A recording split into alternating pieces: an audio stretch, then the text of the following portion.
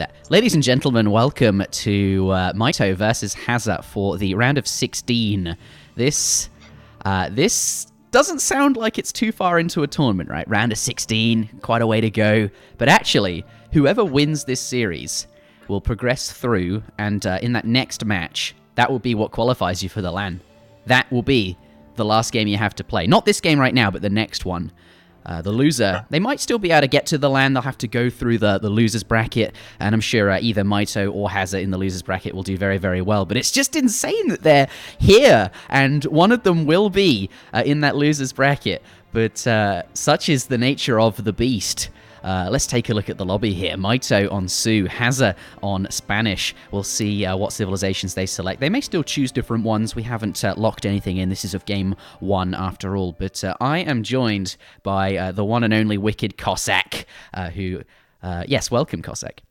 Yeah, good evening. Really looking forward to this one. I'll be very surprised if Hazza actually picks Spain here. I think people are very careful what civ they pick when they sort of enter a lobby.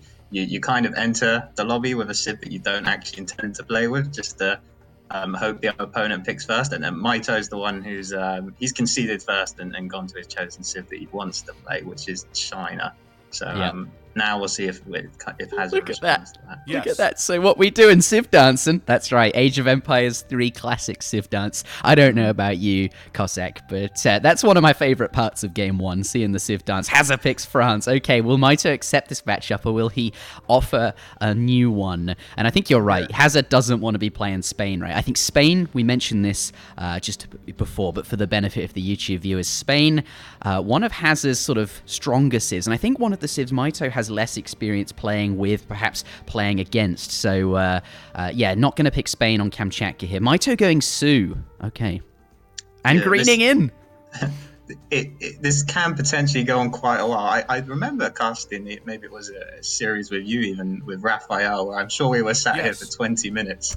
And he was really thinking about what civs to pick. But I'm expecting these two will... and Hazza gives the green light as well. So that might just be it. France versus Sioux, and I think this is a matchup both might agree to. Yeah, it seems pretty 50-50 from what I've seen in sort of practice games and watching streams. So yeah, this is the matchup. This is the matchup, and both players agree. So in Age of Empires 3, we like to give everyone a brief chance in Game 1 to find a civ that they like, and they usually end up on something, and as Wicked Cossack is saying, probably a 50-50 matchup. The first map was Florida. It was vetoed, as you can see, and instead that means we move straight onto Kamchatka, France versus the Sioux. Spawning now onto the map, guys. We'll show you in just a moment, because we're seeing the saving EP recorded game. But yeah, this is an even matchup. France versus the Sioux. I guess I'll just say everything again, and we are now into the game here. Exactly. It's in the south of the map, in the color red. Yes, that's right. Playing as Hazza. Here we have, yes, he's got a 40 wood treasure nearby. Going to be pretty pleased with that, as France. Early market, always a thing.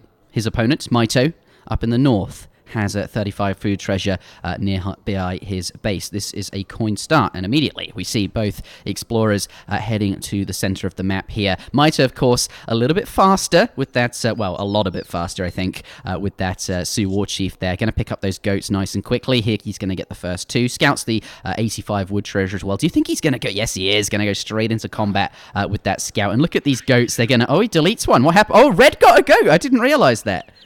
Yeah, he's just making sure Mitoe doesn't bring it back. It was a nice little move by Mitoe at the start, right? He went straight past the 85 wood treasure. A lot of people immediately would have picked that up, but he headed to the little choke point just to see if Hazza was coming, because he didn't want to get it stolen, and he saw the scout, so he didn't actually start it there. But this is going to be a big point of contention. We've got two wood treasures in the middle, so neither player is going to want to let these go. But this scout is just going to die. It's got no escape. Yeah, so that's a big pickup. Mitoe making absolutely sure of that, right? He just went straight for that scout after he'd gotten those goats, and even though the explorer was attacking him, he just went for it anyway. Here's he just going to go for this as well? Like, look at all of these dodges. Yeah, this time he actually went for it. Mitoe picks it up there, but Hazza trying to dupe him a couple of times, make Mitoe think that, and they both get one goat each again. This is very, very even. Yeah, but I think Mitoe's going to try and no. Okay, so he brings it back. Yeah, I'm actually not surprised these two players picked these civs on this map because we got big treasures, but also the goats. So France, they get their native scout, which has died now, so he's got a good chance to pick up the goats as well. And the Sioux explorer obviously just scouts the entire map in like a minute and a half. So it's a good choice for scouting on this map. Yeah. I like. That 85 wood though's been left. I wonder when they're going to go back for that.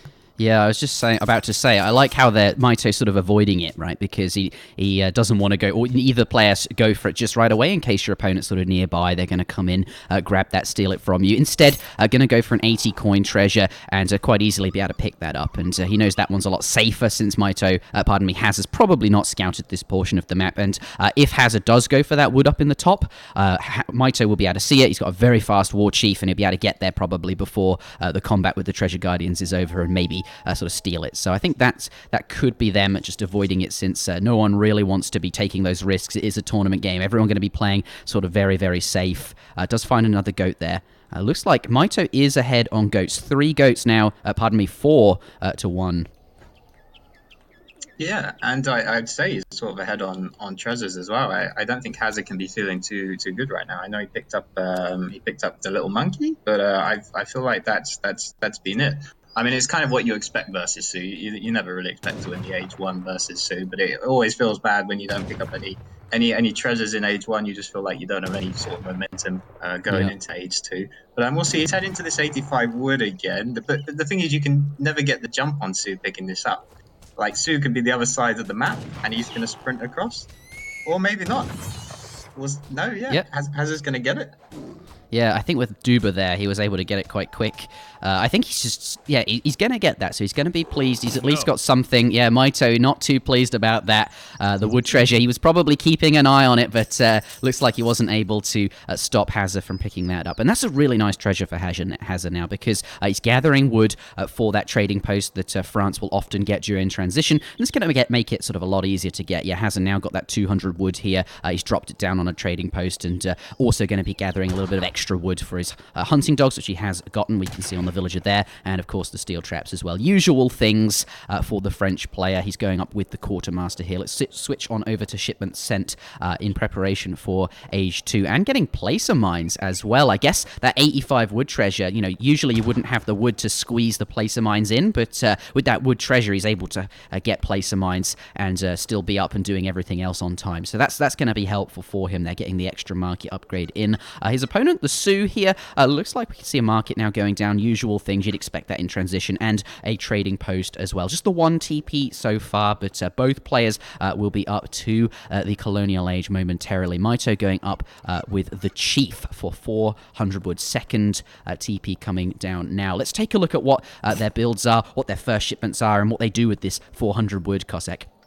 Yeah, we probably should talk a little bit about the matchup in that. Normally, I would say both civs are sort of looking to semi-FF, so the Sioux will be placing their stable down, making from anywhere from like 5 to 10 axe riders or bow riders, maybe a little mix of both units. And then France also usually tries to semi-FF, and Hazza's building a racks at the moment, so we can expect maybe 10 to 15 muskets, possibly some bows mixed in if Mito goes bow riders. But I'm expecting to see them both try and head up to the Fortress Age at some point. And yeah, Mito's got his stable going down, so all things looking pretty standard at the moment. Yeah, looking. No, 700 wood and 4 axe riders there. Everything's normal so far, but I like this, right? That explorer coming forward to scout his opponent's base, perhaps see the stable here. But the axe riders, they arrived just in time, right? He bought just enough time, Cossack, to delay that explorer from seeing that corral in the back there. So Hazza probably coming in to try and find out what's going on in the base. He's seen quite a lot of TP, so he's going to know that Mito's spending a lot of wood on economic stuff right here, but he's not going to know. He can probably expect that there's a stable, but it's always something in the back of your mind. Maybe they've got a forward war hut. You just kind of want to know for the peace of mind that there's a stable there and you don't have to worry about something funky. But he sees the cav now. Nothing is going to be too out of the ordinary, but Mito does manage to pick up the scout there. Yeah, yeah, it was actually nice for Hazard. Despite losing his Explorer, he did get a scout on the 4-axe rider shipment, which is just really useful information to know. He's actually built a stable of his own, which I'm a little curious about, as often Ah. you don't usually start cavalry against the Sioux just because they have the powerful anti-cavalry unit, the bow rider in Age 2, which most of us don't kind of have access to.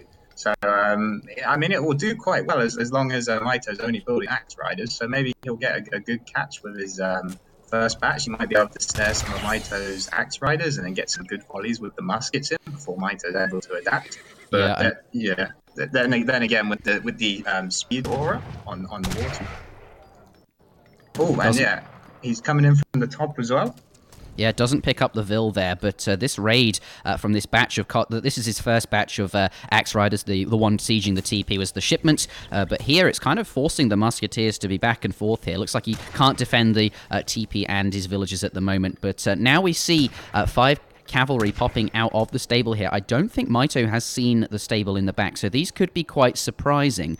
Currently, no bow riders in queue. In fact, having said that... Yes, the reason there's none in queue is because they're fully trained. There they are. Okay, so this could be a little bit awkward for Hazza. He's coming forward with the cav, hoping to perhaps get a catch, but the bow riders and the speed aura, all this kind of thing, this is not... Okay, he's heading back. Oh my goodness, that was close. That was very close. But even still, Hazard's muskets are way out on the map. But they're going to be seen eventually, and I think Mito's army could just get a cleanup on them. So, although Hazard does know now that Mito's got bow riders out, so he can be really careful with his army placement. How many vills are going to... Did he get one? I think so. Let's take a look at units lost. One. No, he didn't get one. No villagers went down from Hazard there, so completely fine. But the cav in the top of the map here are going to get snared, or one of them is being attacked there. The Musketeers aren't too far behind, though. Yeah, he's going to... Yeah, Minutemen coming out as well. So the cav, they're sort of okay, because they're grouped up now with the rest of the units. They're not at least taking damage for free, right? Those bow riders, whilst they're dealing damage to the cav, going to be taking shots from the Minutemen, from the Musketeers as well. Is going to lose all of those cavalry, but they didn't go down for free. So this is fine so far for Hazza. Yeah, I think that was an okay trade, actually. I was quite worried for Hazza early. I feel like he could have lost all his muskets, but that was a really nice call on the Minutemen. He knew he needed those immediately. They came in just at the right point, and he focused those down on the bow riders. So yeah, I think that was a pretty even trade by both players, and I think the Age 2 skirmish is over. So onto the Fortress Age. Yeah, that's it. That's all she wrote for Age 2. Mito, 700 coin after his 5 villager shipment there. So the story of this game so far is 4 Axe Riders, a bunch of Axe Riders, tried to get some Villi kills and do some damage to the trading post, perhaps kill it, sent 5 villagers for the eco, very strong card, and now heading up to the Fortress Age like you alluded to in the beginning. We expect to see both players. A really nice unit from control from Hazard there, trying to come in for a cheeky raid on the side, but pulls the Vil off the tree and sends it to the coin mine there. So everything fine. And likewise for Hazard, he spent 700 coin and the 4 villagers as well. So very, very similar things here. And he's going to be following up sort of very shortly as well. Looks like he's going to be going up with the Exiled Prince Politician, which ages him quickly. So yes, Age 1 over. No villager kills. Really nice so far. And I'd say no, all that... What happened to that husk? It had one HP. He was just using it for scouting, and I think if he was paying attention, actually, he would have seen an extra batch of 5 bow riders. So that's kind of nice just to know what composition the enemies go in. So it might mean that Hazza maybe sends 8 skirms as his first shipment, or instead of the goons, or he might just try and train a batch of skirms. It's always nice to know what composition your enemy's doing. So I think it was a good use of the Hussar, despite having one HP. Yeah, does come in for another cheeky raid. Doesn't find any villagers, but is met by some Musketeers and some Minutemen. They take a volley and lose 1 unit here. But Mito, he was up first, so he's got sort of about, I think, 20, 30 seconds. I'm not sure how long it was of an advantage, which pretty much is an entire shipment. And we can see here the Rifle Riders was what he's gone for to begin with. Just so everyone knows, these are sort of very strong units. They've got quite a strong rate of fire, and they have multipliers against both. Oh, pardon me. Let's take a look at the base here. Wow, it's a risky. There's lots of CDBs here. Muskets going in melee mode. The goons pop in as well, just in time. It's hard to see. I think it's very close. Mito's got 5 more rifles in the back, but he's getting pushed back. Actually, the skirms and the dragoons just popped out at the right moment. And Mitoe, he's sort of only got one type of unit here, and it just gets countered by the skirms and the goons. So he's got to go back. That's right. That was not the best fight, and Mitoe, not too happy with that there. I think, the rifle riders, they took quite a long time when they spawned that first shipment. He sort of raced over here to do some damage once they spawned, but it took him a while to sort of get there. Maybe pathing issues with these TPs or something. Either way, I'll just explain what the rifle rider is. It's got multipliers against dragoons and skirmishers, so it's kind of like a skirmisher and a pardon me, against infantry. It's basically a skirm and a goon combined, which is a really, really strong unit. Yeah, the thing that is not so great about the unit is that it gets countered also by both skirmishers and dragoons. So and that's France's main composition. So I think what happened was Mitoe had his shipment spike in. He saw Hazza's army. It didn't look very good, and so he engaged. And of course, we had the units popping from both the racks and the stable and the shipment from the town center. So that's 3 sets of units coming in, and along with the CDBs, it was easily enough to swing it. And so what looked like a good fight to take at the time for Mitoe, he just got overeager and didn't anticipate all the extra units coming in to help. Yep, saving the day. All right, looks like the dust has settled for the time being. Both players looking for their next timing.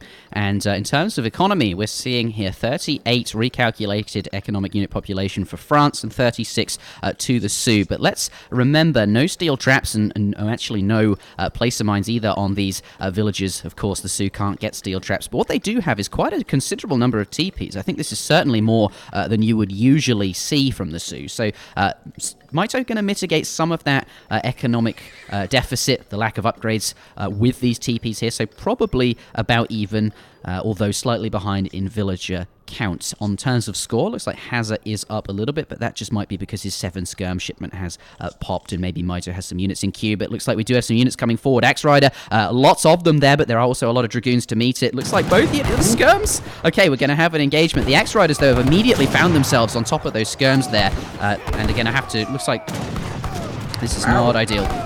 Yeah, no, that's a really nice position for Mitoe. Hazza noticed just maybe a second too late, and that was enough for the Axe Riders to get a really nice position on the skirmishers. So all the front skirmishers go down. However, he's got a big batch of goons there, so that's enough to push what Mitoe has back. But I think Mitoe will be kind of okay with that trade. The issue is that now he's coming up on the hunt that Mitoe's gathering for. So Mitoe, he kind of needs to defend this position, and it's looking like maybe he can't.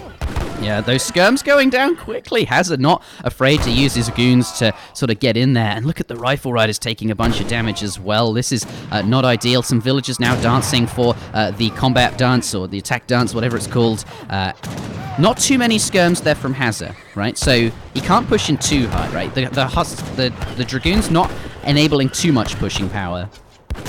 So should be okay for the time being, right? There are some dragoons on top of his vills, but I think he's okay with a batch of skirms and some from that war hut as well. Yeah, looks like Hazza now going to have to disengage and get out of here.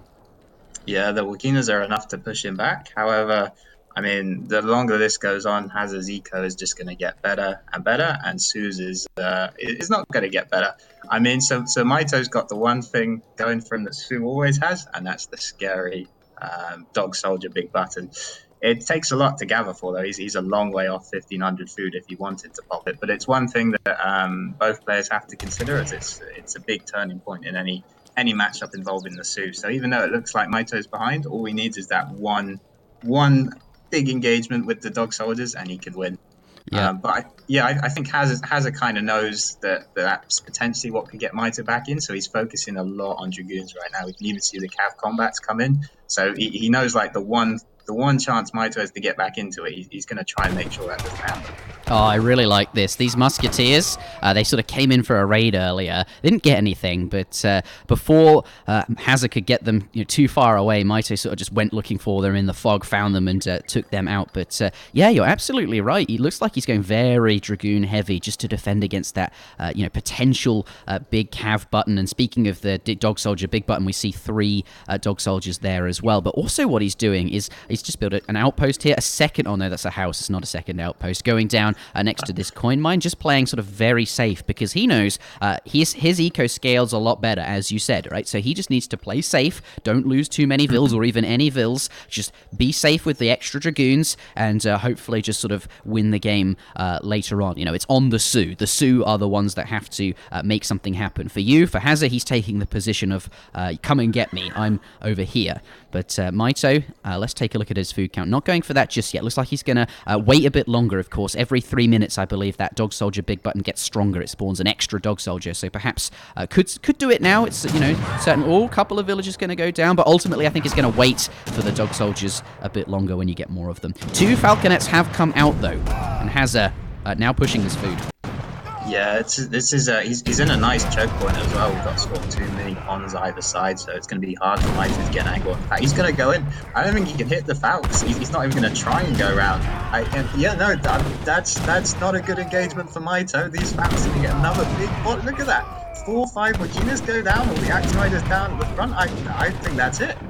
Yeah, and Mitoe has resigned there. That fight, they're not going too well. But, you know, a lot of players, I think, would just jam all their units on trying to get those falconets, right? Including the skirms, and then maybe the cav will path around trying to get to them and not be doing any damage just because they'd be walking about. But Mitoe does... Oh, having said that, though, it looks like this one does have half HP. But I think he knew that his economy was getting worse and worse. And I think he knew he was a long way off the dog soldiers. And here... just tries to take the fight. He knows he sort of has to do something, and he sees it isn't going to work out, and concedes that game 1 to Hazza there. Yeah, looking back in hindsight, actually, I think maybe it was the Age 2 decided that a bit more than I thought it did. It kind of looked like they were both even after Age 2, but thinking about it more, I don't think those 4 Axe Riders really got enough damage done. Hazza did well with the Minutemen. He called them at the right moment, and he didn't really take any damage. And then Mitoe overcommitted in that first engage in Age 3, and then was kind of all downhill from there. But that was a nice game to start off with. I think pretty well played by Hazza. He deserves to pick up that first one. Yep. And does exactly that. So let's take a look at the post-game before we head on out there. So we take a look at military unit population. We can see the sort of early spike. Where is it? From Mitoe. We see, first 4 Axe Riders coming out very, very early here. And those not doing too much damage, you're saying, and perhaps then just a shipment behind for the whole game, potentially. But let's take a look at all resources gathered as well. Looks like Hazza is ahead. Sort of expect that from France there. And Mitoe, the Sioux, not able to pick it back up in the Fortress Age. Let's head on out into the lobby. Yeah. So Hazza, he's the player that has to pick first now, and it's on Baja, California, which is a nice war. Oh, is it Baja? I don't know why I call it Baja. But it might be Baja. I don't know. It's certainly Baja, California, though. That's right.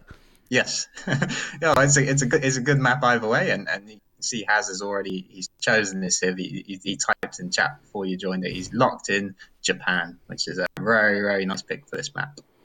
Oh, wow. That was exactly 50% of all bets was on Hazza in the previous match. So it was a very, very even. People think this is a very evenly matched series. But yes, Baja, California coming up next. Hazza has selected Japan. He has to do so first. He has locked in Japan. Let's take a look at the lobby and see what Mitoe will pick in response. Currently on Sioux, which was what he picked in the previous game. But we'll take a look now and see if he decides to use something else. And I expect he will.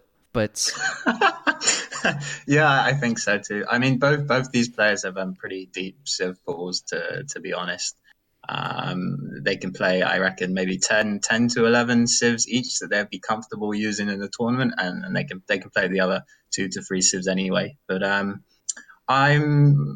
thinking Mitoe might be considering French, possibly. I know he's a big user of French. They're solid against Japan. The only issue is maybe you're lacking in water capabilities. Japan's going to be shipping maybe 3 boats from the Portuguese consulate, possibly 5 boats. So you might want to civ with a bit more water capabilities. But I'm leaning towards him picking. Oh no, incorrect.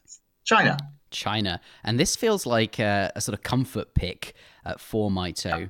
But I think before we get into this series, we're going to try out taking a look at a highlight that we made of the previous game. So let's see how this goes. We're still working on this format. Oh, looks like we do have some time, though, because Hazza wants to go check his deck. He knows he's up against China, so he needs to check his deck is ready for that. Let's take a look at...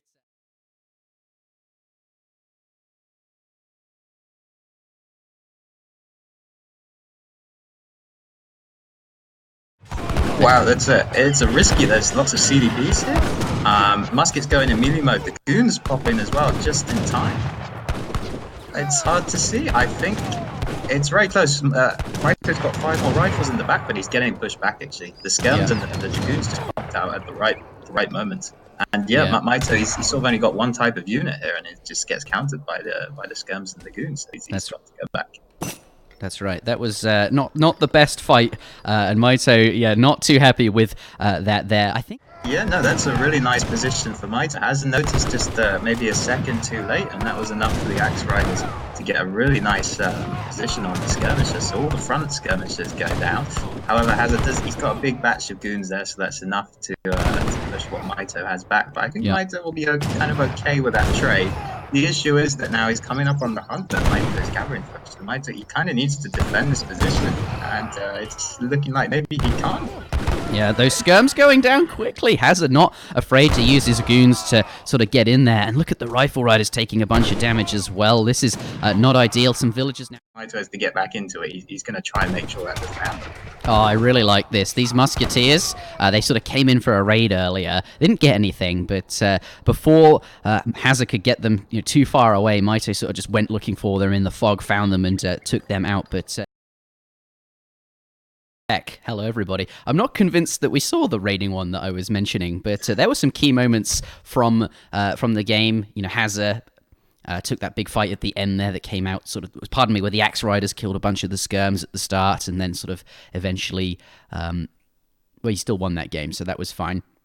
And also the part where Mito sort of runs in there with all his rifle riders, and then 3 batches of stuff all pops at once. We got to watch that. So we're still working on this, and hopefully it's good. Hopefully it's getting better. But what's up next will be Japan versus China. So looks like Hazza. Let's click into this, and then we can talk about it. All right then.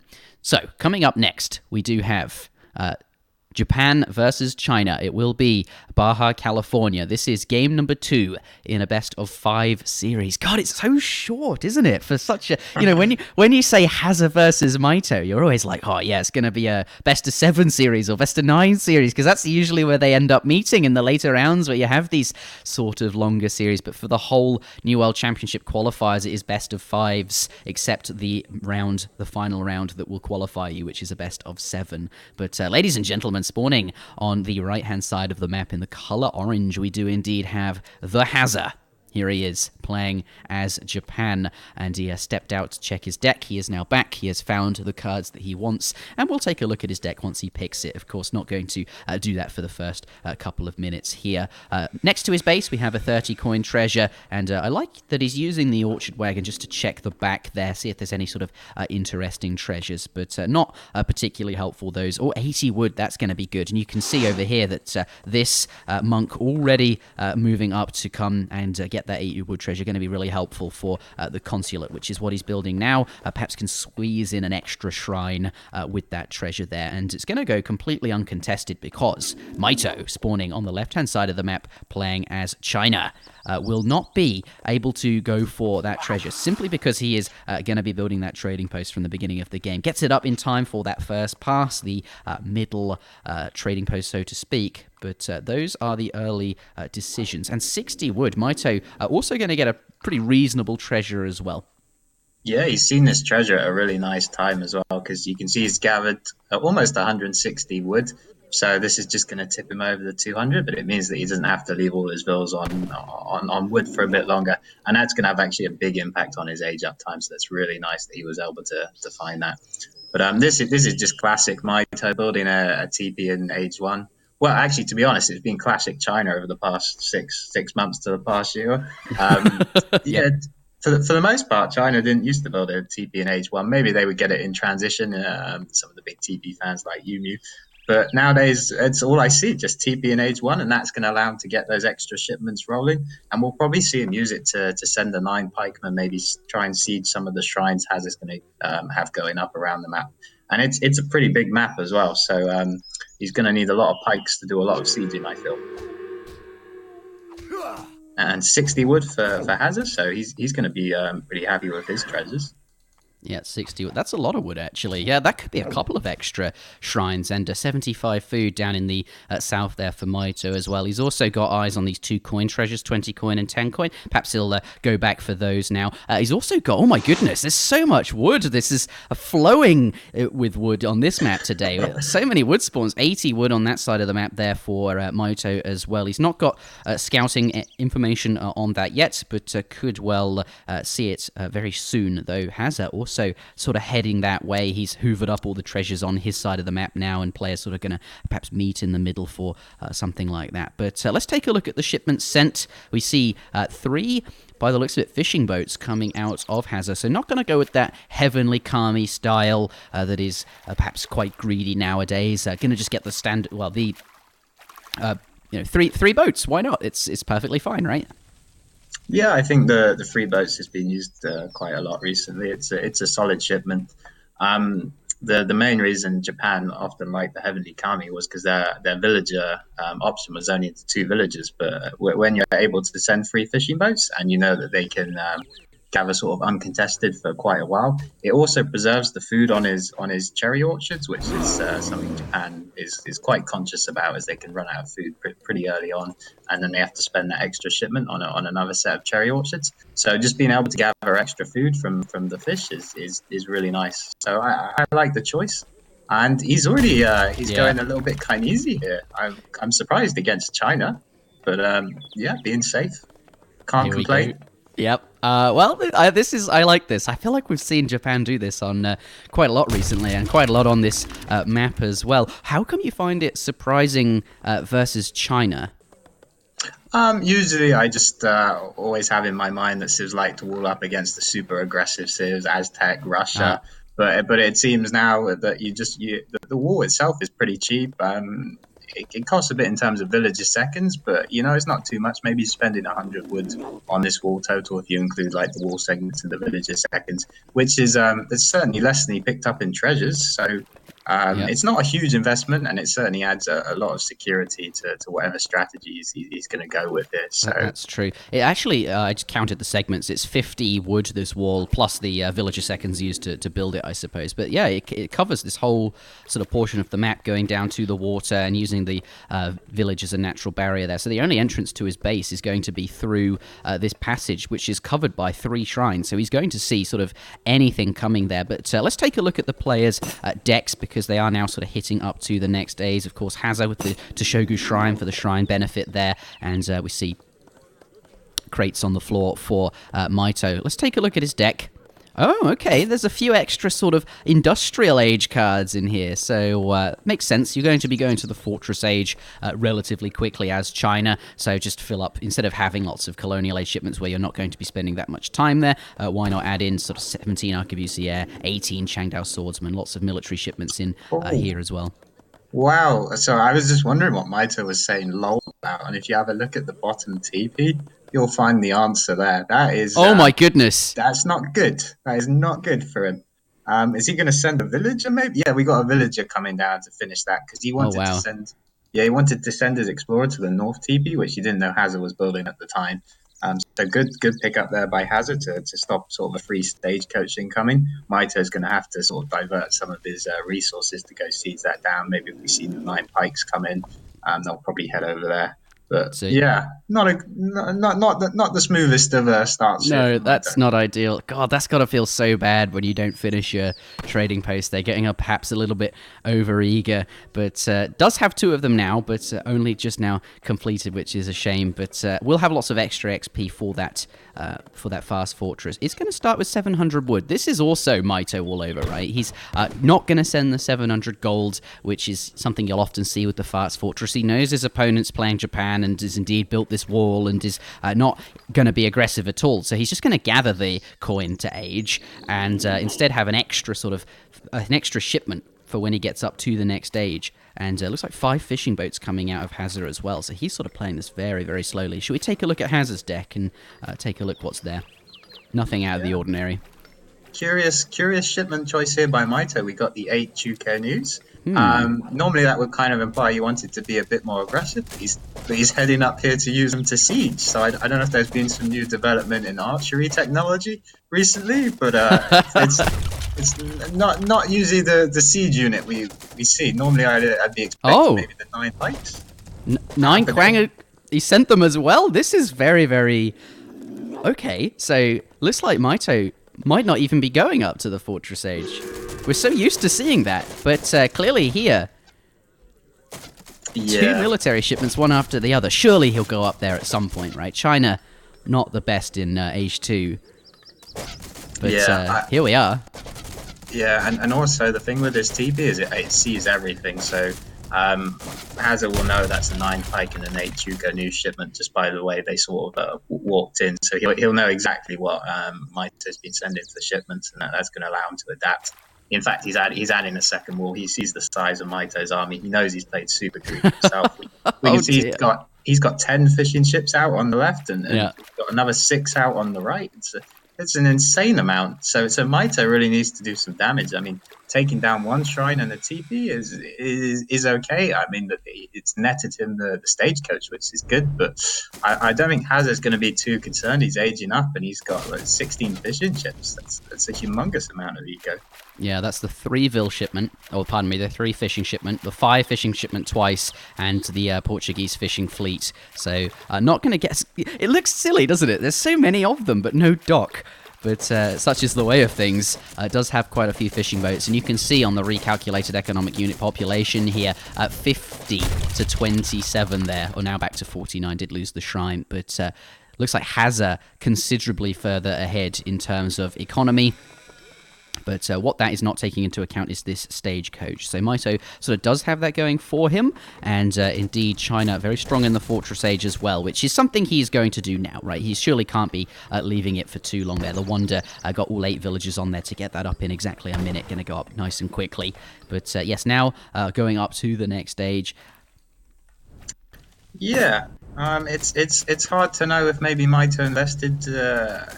too much into this age too. He's certainly clearing out the shrines, and these units are still going to be useful. So the main thing that he has lost is time. So Hazza's kind of got the choice to either defend. Maybe Hazza will go up to industrial. Mitoe's going to keep seizing these shrines. Actually, he's done well to keep Hazza. He's at 100 population at the moment, and he's possibly going to go down even more. Yeah, there's 3 shrines here, or even 4 shrines here that's sort of a nearby to kill, and he's got quite a few pikes in there, so he can take them down quickly. Let's see what Japan has. It has now got some Yumi Archer out, so they're sort of now coming to defend this, but I wonder if they'll get there in time to defend this sort of second shrine that's there. Look at that, 1 Chokanu coming forward to spot the army. I really like that, and he's going to get the Chokanu out there, so just making sure he can see what's coming. Yeah, that's a pretty crap job for that Duke-Onu though. Yeah, I wouldn't want to be that guy. Yep. No, but so I mean, that's still sort of the only fight that's happened this game, right? We had 10 minutes, and that was the first sort of shot in anger, really. 1 Duke-Onu going down. Looks like a dock's going down for Hazza now. So planning to get on the water and really consolidate that economic lead. He doesn't look like he's afraid of Mitoe. Perhaps Mitoe stayed Age 2 for quite a while, and Hazza's thought, not too much. Yeah. I've got time to build a dock and to perhaps make some fishing boats, just sort of weaving that into his build. Hazza's banking a lot of resources now. That's making me think he's going to try and head up to industrial. Mitoe is not banking a lot of resources, and he's got 90 out of 90 population. So I think we're going to try and see if Hazza can make it to industrial, while Mitoe actually tries to make a push. And doesn't look like he's pushing just yet. I guess he's waiting for his first shipment, that kind of thing, to arrive in the meantime, just killing shrines, that stuff like that. But he's added in a second town center. Look at that, Hazza with that 1,000 woody shipped, really going ham on the eco. 2 town centers, a dock, and can use the rest of the wood just to train a few fishing ships there. So this is But Mitoe, he's not too far behind, right? Look, it looks like he's caught up quite considerably, actually. He's doing a good job of cleaning up all those shrines. And he does have the stagecoach here as well, so... Oof. And yeah, this is the moment where the 2 cherry orchards come in. So I think this is going to be the key moment, right? Hazza's invested into this shipment that doesn't give him any returns for a while. He's going to invest a lot of resources into industrial, whereas Mito's invested everything into this push now. So Mitoe really needs to get some damage done. You see the 10 more skirms coming. The thing is, does Mitoe sense that he's aging up to age 4? Because if he senses it, he's going to try and be a bit more aggressive. But at the moment, I don't think he does. He's sort of moving back and forth a little bit, but he's sort of stopped at this TV. I don't think he knows just yet. He's kind of waiting. Yeah. But that's the thing, right? Normally you can sort of sense it by how many units they have, but against Japan here, they're all behind these walls and don't really have much reason to leave, so it's hard for China to see those units or how many he has. He's going to see these Yumis here, and now this is where he might think, oh, that's not really that many units here. And I think maybe the arquebusiers just have enough line of sight to spot that wonder. Maybe not, I'm not sure, but here he's going to siege down this wall. It doesn't matter. Well, he'll be able to see it now, but he's going for it anyway. So we got 2 sets of Minutemen available for both town centers, but is it going to be enough? There's going to be a daimyo popping out as well. It's going to help a little bit, but there's no anti-cav. Maybe he can pop a batch of. No? There's some Ashigaru at the back there, but can he jam the Yumi Archer into a little hole to stop the cav from sort of getting on? But yes, the daimyo does appear, but it's going to be a while before he can send a shipment here. So this is a really great time for Mitoe to push in. Yeah, Beasteria's coming out. I see one set of Minutemen involved. The villagers are going to be tanking. Oh no, the Japan units are walking forward. I see a lot of Japan units dying and a lot of China units still alive. That's my analysis here. Yeah, that doesn't look good for Japan, does it? It does not look too good at all. Looks like a market's going down quickly over there for Hazza. Maybe he needs to buy something to get his next batch out. Maybe we'll see 10 units. And his first shipment is about to pop as well, I would imagine. Let's take a look what he's got in there. 16 Yumi, 14 Ashi, 4 Flaming Arrow. Oh, wow. They're going to go for the TC, it looks like, yeah, and just try and kill as many villagers as they can. Yeah, and why not? If he can siege down this town center, we're not going to see any military units, right? Unless he builds an outpost or something like that. Yeah. Lots of Yumi Archer, though. Yeah, that was a nice position. He popped them out. The daimyo at the back. They're going to have a good position to fight these cav, actually. Only the 2 or 3 cav are really going to be able to hit them at the time. But at the end of the day, it's still cavalry. And these are archer units. There's no anti-cav, so as good as Yumi are, I don't think he's going to be able to hold this. Yeah. Yeah, Mitoe actually gets a better position now that the Yumis are kind of out of that little choke point. And now the daimyo is down. There are definitely no more shipments if the town center goes down without that. Oh god, look at this. All of the archers. And that could well be all she wrote.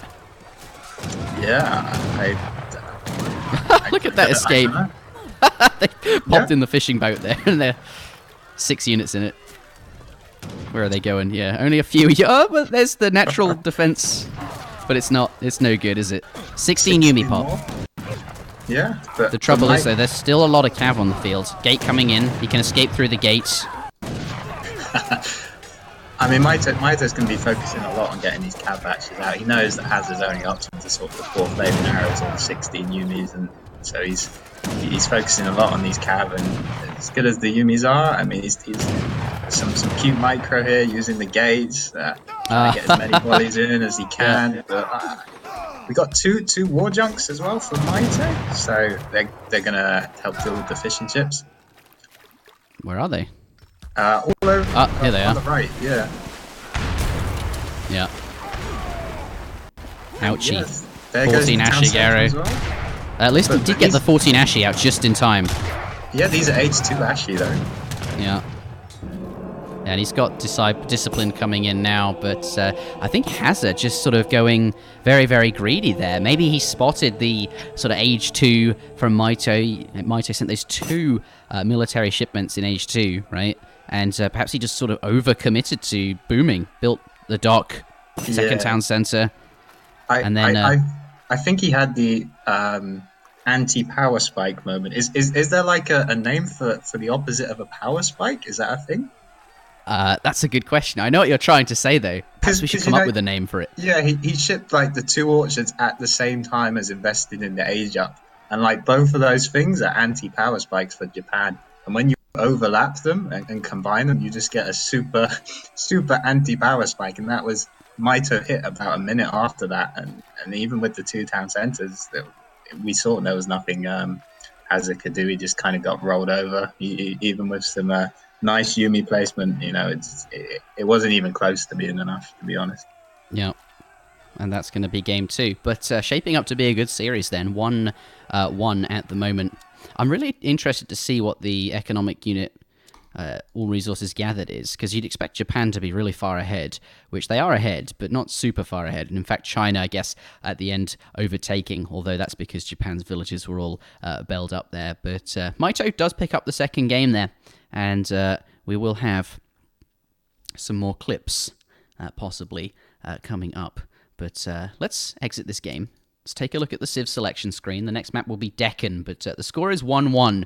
Hazza can no longer play France. Mitoe can no longer play China. And China is one of Mitoe's sort of stronger civs, one of his sort of comfort civs, something he's very good with. Doesn't have access to that anymore. Yeah, very, very true. Whereas, actually, yeah, that's a good point, because the only civ that Hazza's lost is French, whereas I don't think that's a civ that anyone minds losing, just because it's everyone can sort of play French. It's just kind of a casual pick that you go to when you need. So Hazza maybe with the better civs available to him left. But yeah, Deccan coming up. Mitoe says he's going to be right back 2 minutes while he thinks about his civ, so gonna put some thought into it. All right. Take it seriously. And that's I'm pleased to hear that. So whilst Mitoe takes it seriously, Mitoe, of course, having to pick first. So we'll see, very important. He has to pick first, right? He needs to really give that some thought. Whilst he's deciding, let's take a look at a good example of Mitoe attacking sort of Hazza's eco in the early portion. Is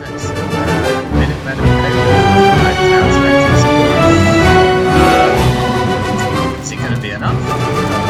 There's going to be a Daimyo popping out as well. It's going to help a little bit, but there's no anti-cav. Maybe he can pop a batch of. No? There's some Ashigaru at the back there, but can he jam the Yumi Archer into a little hole to stop the cav from sort of getting on? But yes, the Daimyo does appear, but it's going to be a while before he can send a shipment here. So this is a really great time for Mitoe to push in. Yeah, Beast Stereo's coming out. As you see, one set of Minutemen involved. The villagers are going to be tanking. Oh no, the Japan units are walking forward. I see a lot of Japan units dying and a lot of China units still alive. That's my analysis here.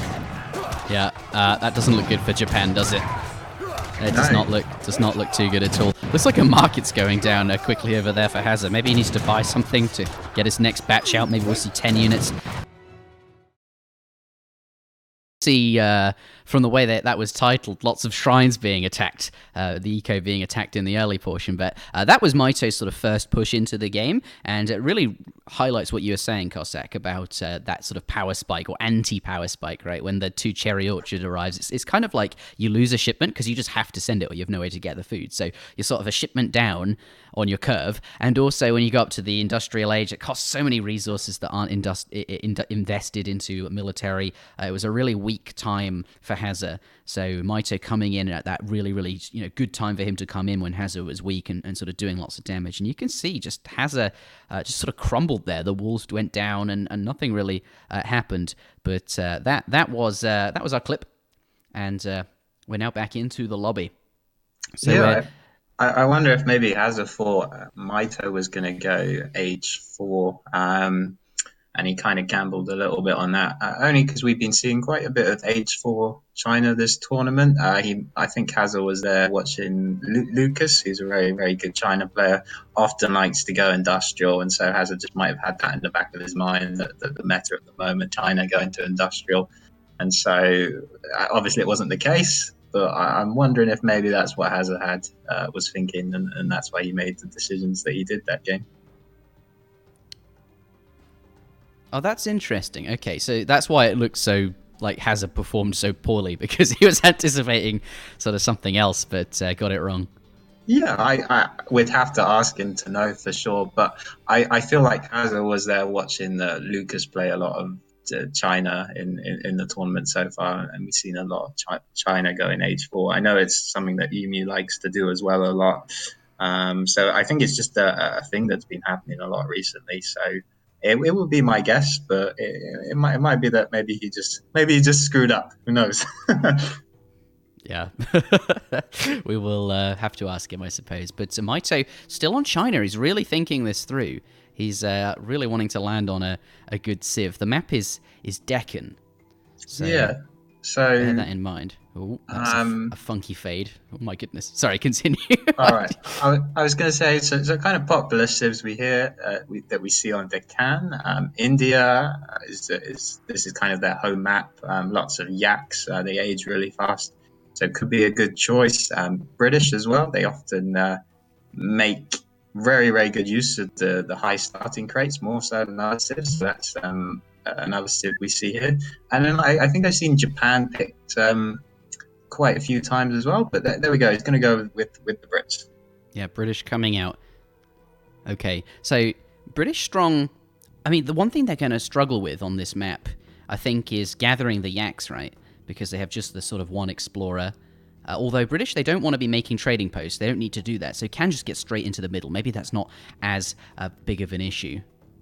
But yeah, has it immediately with the counter pick as Russia. He didn't need to think about that at all. So obviously he knows this is a matchup that Hazza obviously knows it's a matchup that he's comfortable in and is happy to take that. All right, looks like Hazza, he sees the British pick. He was definitely confident on Russia, but he does need to check his deck. So we're going to add. He's going to make sure he's got all the right cards, and we will hop in to game number 3. The score is currently 1-1. Russia versus British. Okay, so most of the time when we've been casting on Deccan, I have been seeing those sort of India picks, those Japan picks, as you mentioned. So here we're getting a sort of Euro matchup. Let's switch on over to the Civ selection screen, because I'm interested to see what other maps are in here. So coming up later, we've got the Thar Desert, which is a non-trading post map, something where British perhaps could be stronger. But also Russia's very strong on that map, and Hazza sort of using it up now, so won't have Russia available for the Thar Desert. Maybe, though, they just intended to play sort of India on the Thar Desert. That could explain why no India has come out there. Of course, Mitoe putting a lot of thought into his picks. Maybe India was on his radar for this map, settling on British because he didn't want to use India for the Thar Desert. Yeah, you bring up a good point about Thar Desert. I'm actually pretty curious to Eric joining. Host game is full. Yeah, what is this? The Queen Elizabeth is reserving slot 2. Yeah, I'm very curious actually to see Russia on Deccan. Normally, I would say Russia versus Brits is a nice counter pick for Hazza, but for some reason I feel like the high crates really affect this matchup actually, and Russia gets a really awkward age up on Deccan, because so normally you're aware you get the choice between 14 and 17 vills. On Deccan, you can choose like 5, 8, 11, or 14. You get so many options, and I feel like none of them feel good. So I'm really curious to see how Hazard plays it.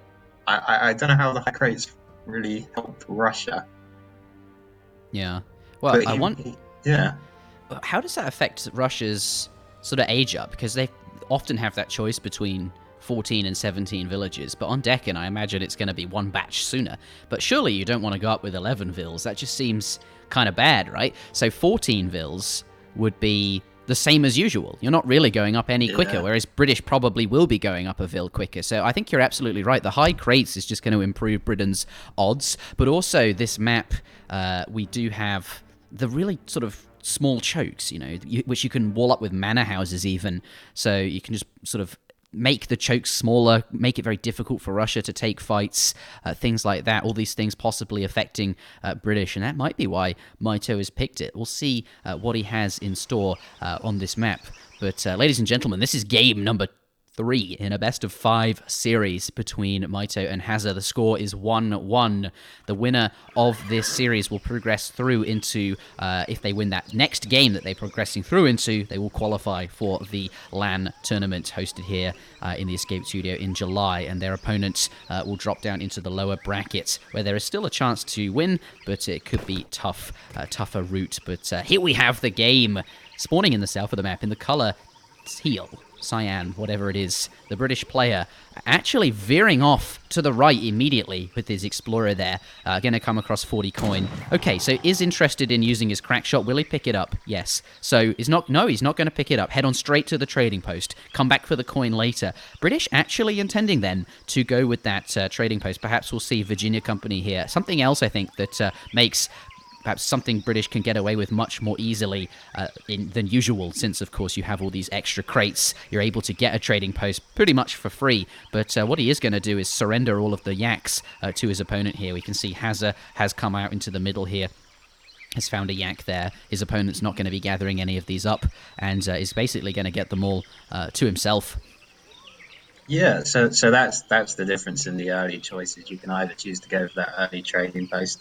I know Hazza's a big fan of the early trading post, actually, so I'm kind of surprised he chose to go for the yaks. I was also spent the first 20 seconds of the game trying to count up how many food crates Russia spawned with. And he had 900 food. That's a lot of food. Yeah, that's a lot of food. So I know I've been in some games where people try and age up with 5 vills, because you can do it when you spawn with 900 food. You can age immediately. Obviously hasn't chosen to do that. I think he's going to go with it. I guess he's going to go with 11 just because of how much food he has. But the amount of crates is crazy. But he's not really utilizing them at this moment. No trading post as of yet. Yeah, and no market either. It makes me wonder if he is going to do exactly what you said, go up with 11 villagers and then use the wood crates for a super forward, super early blockhouse where you don't have to gather any wood during transition. And look at all this coin on the floor. He could just have all his vills on food, and he's got enough coin for days. He could train all the units he wants for quite a while before that coin is sort of depleted. Yeah, so Ville's coming forward already. I've just noticed he hasn't sent his shipment, so baby, this is just full aggression. So he's going to be like shipping 5 Cossacks, 4 Cossacks, 13 Strele. He has to be careful where he doesn't get scouted by this trading post. Okay, so the Ville's, he's fine. Side and look at this walling up the side here, but I think Hazza probably expected something like that from Mitoe. We've seen him do it in lots of previous games on this map, so gonna go with the side rush. I'm worried though that shooting this hunt might sort of give the game away for that sort of first batch and first shipment there, but looks like Hazza skipping his first shipment, not going to go with distributivism. This is very, very aggressive here. I wonder how Mitoe will do against this. Blocking up the pass here, but that's not where the aggression's coming from. It's sort of coming on the side here. But having said that, he has got quite a lot of food in his base. 2 elephants there, this hunt near his market, and indeed another hunt behind that as well. And berries to top it all off if he does have to use them. So actually, Britain going to be fine there. Looks like, though, we're not going to see Virginia Company after all. I think he just wanted the extra XP trickle, the extra sort of curve there. Thank goodness for that. Yeah. Might be an issue. And I noticed Hazza already ate one of his yaks, and he'll probably be eating a few more. But this is very, very all in. So and he's even going to get a siege on this outpost. That's going to help out a little bit. Yeah, he knows that Britain likes to age up with this. Has come in, he sees it go down, and is going to get some free siege. But we're going to see that first shipment arrive any moment now. But it really does. He's overpopped, so it's definitely on the way, right? It's before 4 minutes, and he's at like 34 unit population. This is very fast. Very fast. Very fast. But that explains why it was out on the map, right? Because the trading post isn't really going to improve his XP curve. It isn't going to get you more shipments out very quickly if you're just going to not send your first one. So there's not really any need. And then you get all those cows, you can eat them for the extra food, and that means you get a few extra units to really, really early on. But look at this. The Explorer has scouted these units. They're coming in. They're going to walk straight past the outpost. I really like that wall from Mitoe just to make it a little bit tougher. But he's going to shoot at a villager, bell it up there. Yeah, pretty good scout from Hazza early on, saw the rack, so he knows he's safe just to go pure Strelets only. British doesn't have access to that free Hussar shipment, unlike a lot of other European civs, so he knows he's just fine to sit here, idle all of Mitoe's villagers. Mitoe not happy with that, so he calls the Minutemen. He wants Hazza to get out of it. He wants Hazza to get out. I love that phrasing. Yes, I think that's exactly what he wants there. It's working as well, yeah. It is, yeah, right. The Minutemen, they're quite high health. He's not going to want to fight them for the time being. So has belled them up. Did he get any? I don't think he actually managed to kill any. He killed one villager. So Mitoe, losing a villager, I think Hazza will be quite pleased with that. It looks like that's just sort of paid off. He's forced the Minutemen in a considerable amount of idle time as well. Next batch of Strelets has come out, and those Minutemen will now be getting weaker, so this is his next timing to come in and do a bit of extra damage here. Yeah, he's going to take those Minutemen out. Yeah, he's Mitoe's doing a good job of not idling all his villagers as well for the moment, still gathering quite well. Hazza's going to push him, we'll see if he gets any villagers. No, killed just there. Yeah, we do have a stable going on. Let's see if Hazza sees it. He's going to stroll right past. Oh dear, yeah, he's going to find it. Looks like the villager, though, he knows it's there. I like where it's placed. It's quite far away. It's somewhere where your opponent's unlikely to see it. But delaying the cav is going to be tough. These Strelets are really causing him sort of some issues here. But I like Mitoe. He's not overreacting at all. 5 villages, 700 wood. He's just going to play it cool, get those strong economy units out. He hasn't lost any villages. He's doing a very good job of that. Although that Explorer might go down again, it's only just gotten back up. But playing it very cool and not deviating from the build. He knows that he doesn't really need to send shipments just yet. The outpost can handle this, and if he's careful with his vills, he should be okay. So not overreacting here. Yeah, he has still gone quite greedy with the 3 villagers, and he's got to be careful that he doesn't get into this situation where he's constantly idled. He needs for Hazza to sort of have a break. Here we go. So 6 muskets, some villagers fighting. Mitoe's gonna try and stop the idle, but yeah, good focus fire on the muskets, and yeah, I think this he's got some longbow in the back as well, which are targeting the Strelets. Good focus fire by Mitoe. Walls going down now as well to stop those cav from being able to get on top of them. Really create lots of chokes and sort of defend those longbows. Make it very tough for Hazza to sort of deal with those. So I think now Mitoe has stabilized there with the 6 muskets and those 5 longbowmen. Villagers now coming out to get back to work. And let's take a look at the economic unit populations and things like that whilst it's this point in the game. So Hazza, he's going to use this downtime to finish or kill this trading post. I really like that he ignored it for so long. It means, he can go and do damage to the villagers, and then when he's not got anything else to do, he can kill the trading post here. So, Mitoe on 31 villagers, Hazza on 20 here, and Hazza doesn't have his distributivism either, so is sort of not great economically speaking, and he hasn't really done sort of all that much damage with this rush either. So I think Mitoe in a really solid spot at this point, but it's not over just yet. 700 food coming in for Hazza. He's going to use that to add in more military units, and now coming in with some Cossacks, and the Strelets does pick off a couple of muskets. Still not really very many units for Mitoe, so still a little bit dicey, but if Mitoe can keep this position, he's doing okay. Right now getting the Vill HP upgrade. He's got steel traps, he's got plenty of villagers. As long as Mitoe doesn't die, he's okay. I mean, that's kind of obvious, right? But, yeah. He also managed to get the stable up at the back. But just looking at this, I'm actually quite liking Hazza's position. He's now got the stagecoach. Well, I can imagine he's going to add in this 3rd trading post. And even though it looked like he didn't kill many villagers, it seems that maybe he just didn't need to. Maybe all he needed to do was actually just bell Mitoe up, stop Mitoe from making any more mana. As we can see, actually, Russia is at 75 housing space, whereas British only has 60, which in general is not a great sign for British if Russia has more houses than you do. Yeah, that's a fair way to put it there. 700 coin coming out as well now. Looks like with only the 1 blockhouse, he might well be intending to... Has he forgotten his stable? He's building another stable. What, Mitoe? What? Oh my Yeah. goodness, yeah, I think you're right. He's going to click wait, over here. He's going to see it the... now. Yeah, the village is being raided. Oh no! Oh, it's a disaster. He's going to lose 3 villagers. On the plus side, he finds a stable though that he didn't know he had. So it's not all bad. I suppose that's true. Wow. Oh wow, Cossack, you make me laugh. Oh my goodness, yeah. Also, I noticed Mito's actually got 4 villagers right up the top here, which he's actually moving because he kind of saw the trajectory of the Cossacks here. Oh, Are they going to be able to get out though? They look- They're fine. they're fine. They're fine, but the Cossack... Okay, they're not going that way. He's just... Right.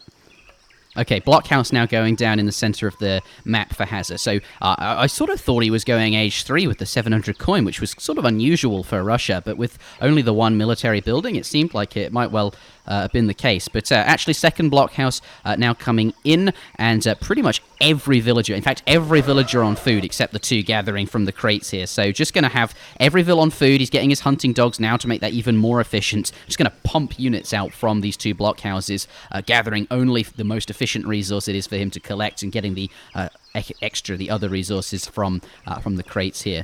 But oh, and going for... This is a great treasure for him. He's got a big army, 10% hit points is going to benefit Russia a considerable amount, and it should give him enough time, right, to build a few extra batches of units. He gets this upgrade here, and then can come in for another timing against the British with a really, really powerful army. Yeah, that's actually an absolutely insane treasure to pick up. It's almost like a shipment. So, wow, those I'm going muskets, to age behind it, actually.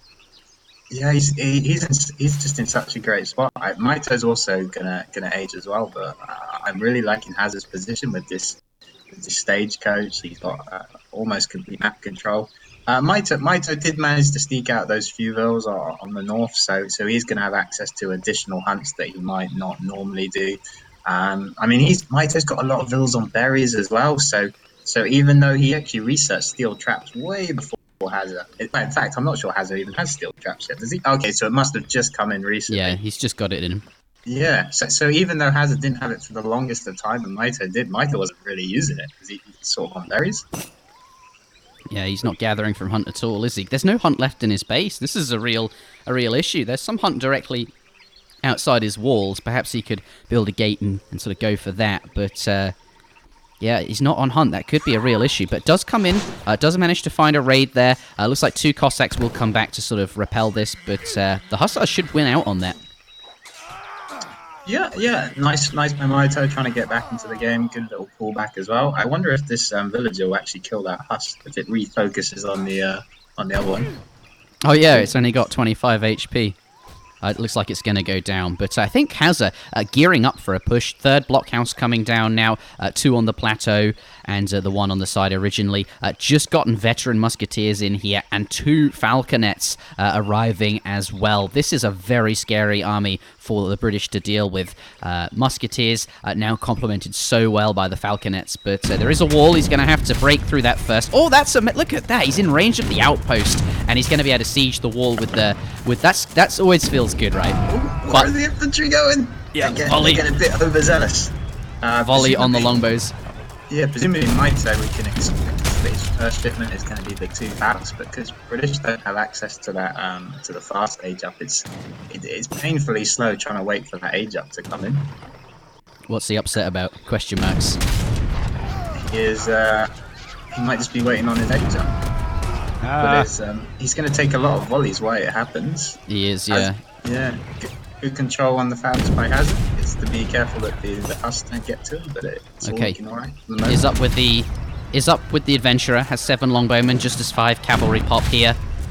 He's going to lose that stable, but as we know, there is another one. So this is okay. Hazza? Can he get? Here comes 5 Cossacks. Pardon me. No. The Hussars, though, they did give Hazza a bit of a fright. Pull the musketeers back to defend them there. But, whilst this is all happening, I think we're waiting for veteran longbowmen to come in. Isn't researching it just yet. Perhaps just waiting for the cavalry then. That falconer is taking damage from the town centre here. Yeah, it's actually taking a lot of damage. So if Hazza leaves it to die, which he doesn't want to, Mito would actually be up a falconer when his 2 falcons comes in. So yeah, Hazza really didn't want that. He knows the even if a Falcon has 1 HP, right, it's still just like a full attack damage. So he knows it's so important keeping that Falcon alive, because 2 Falcons one shot another Falcon. So he knows he can't go down to 1 Falcon. It's so important. So that was a really nice decision by Hazza to pull back at the right moment. He needs that Falcon out alive. But Mitoe can just pick it off, I think. Oh dear, yeah. He does get the pick off. Never actually put them into limbo modes. He's just going to lead them in. I think he's going to lose it with the really strong longbow range. Yeah, and the Musketeers picked a really nice pickup for Mitoe there. I think Hazza was, he was very careful. He wanted to get them back and then set them up, at full range, and then use them to, get a shot off on one of your opponent's falconets and take it out. But, okay, he's fine. He's got some culverins here, but didn't get to keep his falconets. Does take out 1 falc there, but is Mitoe going to... I don't think he's going to be able to save the other falc. Yeah, good choice to go for the culverins, and I guess that 2 falc versus 2 falc fight never happened, and it's just a whole bunch of infantry kind of going at it. The longbows will be quite happy with this. They aren't veteran though, so that could be a bit of an issue for Mitoe. And veteran Strelets now coming in as well with the 17 Strelets shipment. Yeah, that fight didn't look too good for GG. Yeah, he's calling it with 10% infantry hit points and that shipment hitting and not losing the falconets. These culverins coming out. Looks like Mitoe not too pleased.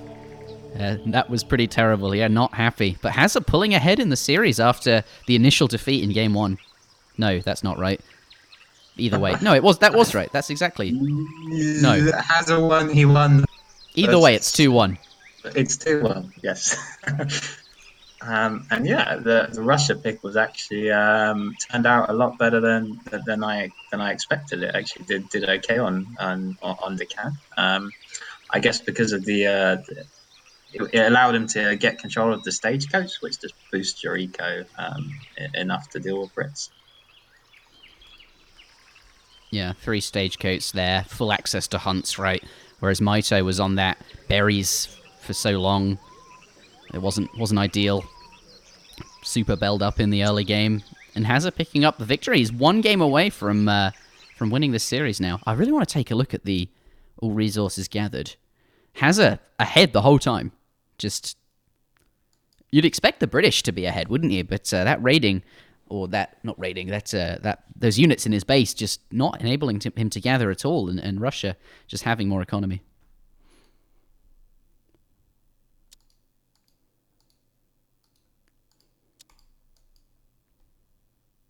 Let's head on out into the lobby. Let's take a look at the Civ selection screen. Russia has Foundry. Ah yes, that's 2 minutes ago. I should have noticed that. Next up is Thar Desert. Cossack.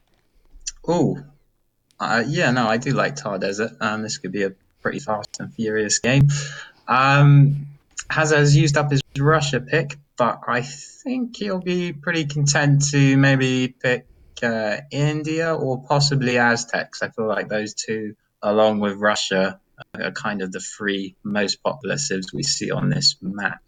On this map, and it kind of seems sort of wisdom at the moment that India has a slight advantage against Aztec, and I know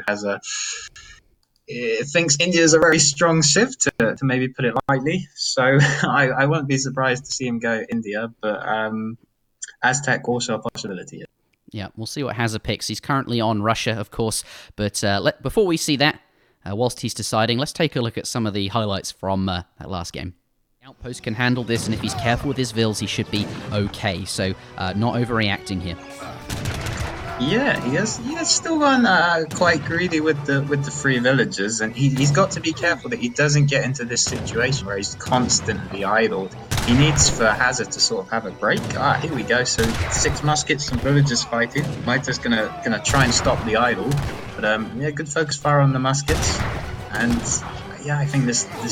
He's got some longbow in the back as well, which are targeting the Strelets. Good focus fire by and walls going down now as well to stop those cav from being able to get on top of them. Really create lots of chokes and sort of defend those longbows. Make it very tough for Hazza to sort of deal with those. Has he forgotten his stable? He's building another stable.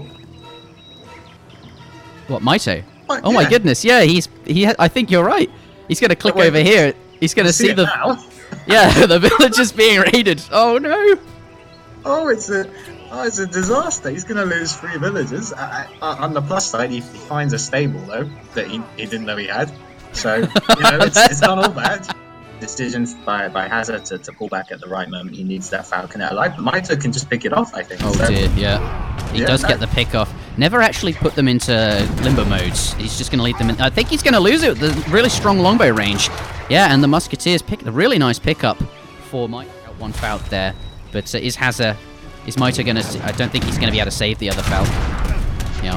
Yeah, Good choice to go for the Culverins, and I guess that 2 Falc plus 2 Falc fight never happened. It's just a whole bunch of infantry kind of going at it. The longbows will be quite happy with this. They aren't veteran though, so that could be a bit of an issue for Mitoe. And veteran Strelets now coming in as well with the 17 Strelets shipment. Yeah, that fight didn't look too good for... I think Mitoe... maybe feeling the nerves? I'm not sure. 2 stables seems a bit like a mistake. Yeah, it's something that can... India, yes. Yeah, so India versus Aztec, hardly an unsurprising matchup here. Maybe the only slight surprise is I feel like when Hazza usually talks strategy, he usually seems to think that India beats Aztec on this map and in this matchup. So I'm curious as to why he didn't India himself. Maybe he wanted to avoid a mirror. Maybe he knows that if he went India, then Mitoe would India. And Mitoe is kind of a big fan of mirrors, whereas Hazza not a big fan of mirrors. So I'm wondering if perhaps that's the difference that made Hazza go for Aztec. Yeah. Okay. Well, that will be the matchup, Aztec versus India. But Mitoe just building his deck, just checking all the cards, what he wants them to be, and is now back in the lobby. So this will be interesting. A fast, bloody, aggressive map. It is the Thar Desert, shifting sands, rolling dunes. Perhaps it will be over quickly. Perhaps it won't be though. We will soon find out, I suppose. But India versus Aztec, and you think that Hazza thinks that that's a lot of thinkception. Yeah. No, from previous conversations, I believe Hazza the opinion India does win this matchup, which is curious as to why he's then kind of cued into it. But I think it's still avoid the mirror. That's my guess. But it's still a very close matchup. Obviously, you wouldn't try and set it up if you didn't think it was a close matchup and that you could pull out the win from it. And I will say, out of all of the maps, this is the one that possibly gives Aztec one of the best chances. Actually, that's not true. Maybe something like High Plains, where you can take a full stagecoach route, is better. But the one good thing about Thar Desert for Aztec is that it's very low resources in base, and so even India, who can often survive a very, very long time on minimal hunts and minimal coin mines, actually has to move out a lot earlier than they would like to, and that's something that Aztec can certainly pounce on, because India needs time to get those kind of the camel upgrades in before it gets that formidable army that Aztec can't challenge. And on a map like this, India has to move out just a tiny bit before that happens, I feel. So it's going to be close. Yeah.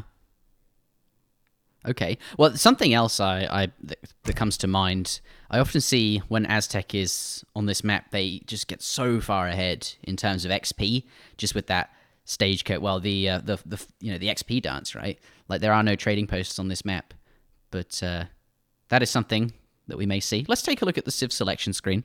Okay. You can see the previous matchups so far. But I think this series is short enough that the ones they've won with aren't going to sort of come into account here.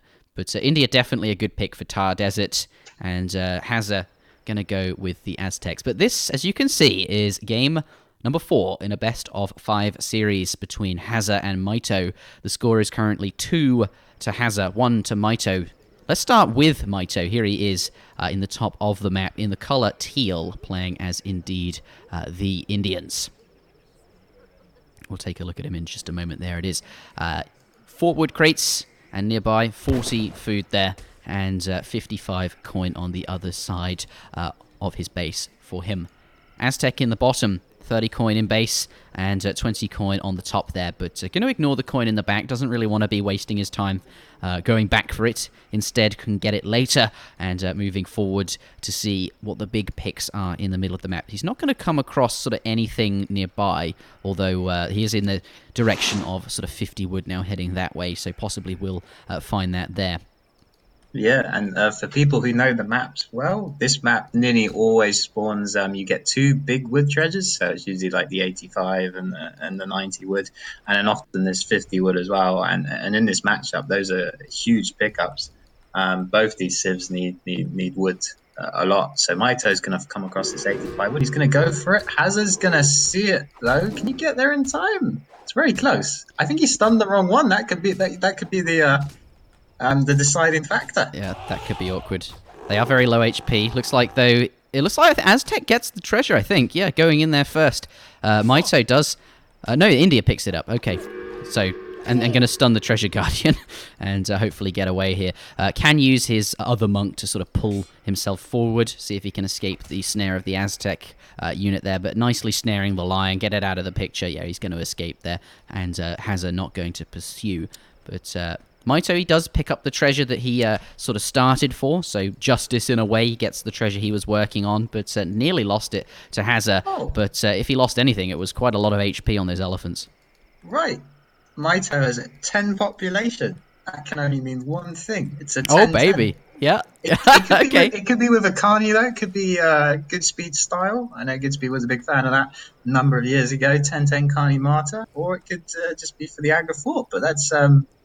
I suspect it's for the aggro. He's going to put it down in front here. That's unusual, to say the least, especially coming from Mitoe. Yeah, Mitoe, much more of a fan of that sort of macro style, right? He prefers to for his skill to shine through. I feel like it always shines through more when you're playing more macro-orientated builds, but here going to be really aggressive. But it's not a very far forward aggro for Cossack. It's actually just in his base. I'd expect from a 10-10 to see quite a forward building, but maybe this is because he anticipates Aztec can be really aggressive, right? And if they go up with the messenger, they can have something really far forward. So actually, maybe he thinks this is appropriate just to defend against that. Hazza was very aggressive in the previous game, and I recall India often, to defend against that, can go with an in-base aggro fort with the 10-10. Unfortunately, one of the things I've learned playing India over the years is that you can't forward aggro against an Aztec. Unfortunately, you just lose the forward base for just because Aztecs get so many powerful shipments in Age 2 that they can power out with the warrior priest. They get the 10 and the 9 mace and the 6 pumas and the aggro. Why it looks really awesome and everything, it struggles against that. So I think it's the correct decision to put it in his base. And I really like the placement as well. I noticed players been a lot more careful about this recently. And in that they're putting it right next to the town center. The important thing is that the town center can actually shoot any unit sieging the aggro. The worst thing is if the aggro is just a little bit further out and the Aztec can get a siege angle on it where the TC can't shoot any units, then you're in real trouble. But Mitoe's placed it carefully, and so that shouldn't happen. Yeah, and a market going down as well, actually going to stop that Explorer walking into the base quite so easily. But the more important thing from Hazza, from the Aztec player here, 2 forward villagers coming forward. They're going to shoot that herd back, but they are primed and positioned to drop down a war hut as soon as he gets that 250 wood. There it is, and war hut coming down on the front of the base here. Mitoe now up with the aggro fort. We'll have 2 Sepoy there. But, you think that's completely defendable? No, that's really quite close to the town center. There's no way any Aztec units will be able to siege that. Yeah, well, I mean, they can try, but they will be taking town center fire if they choose to do it, and exactly. that's the crucial thing. But we'll see how aggressive Hazza decides to play. I mean, you kind of got 2 options. You can always go all in as Aztecs, try and take down that aggro fort.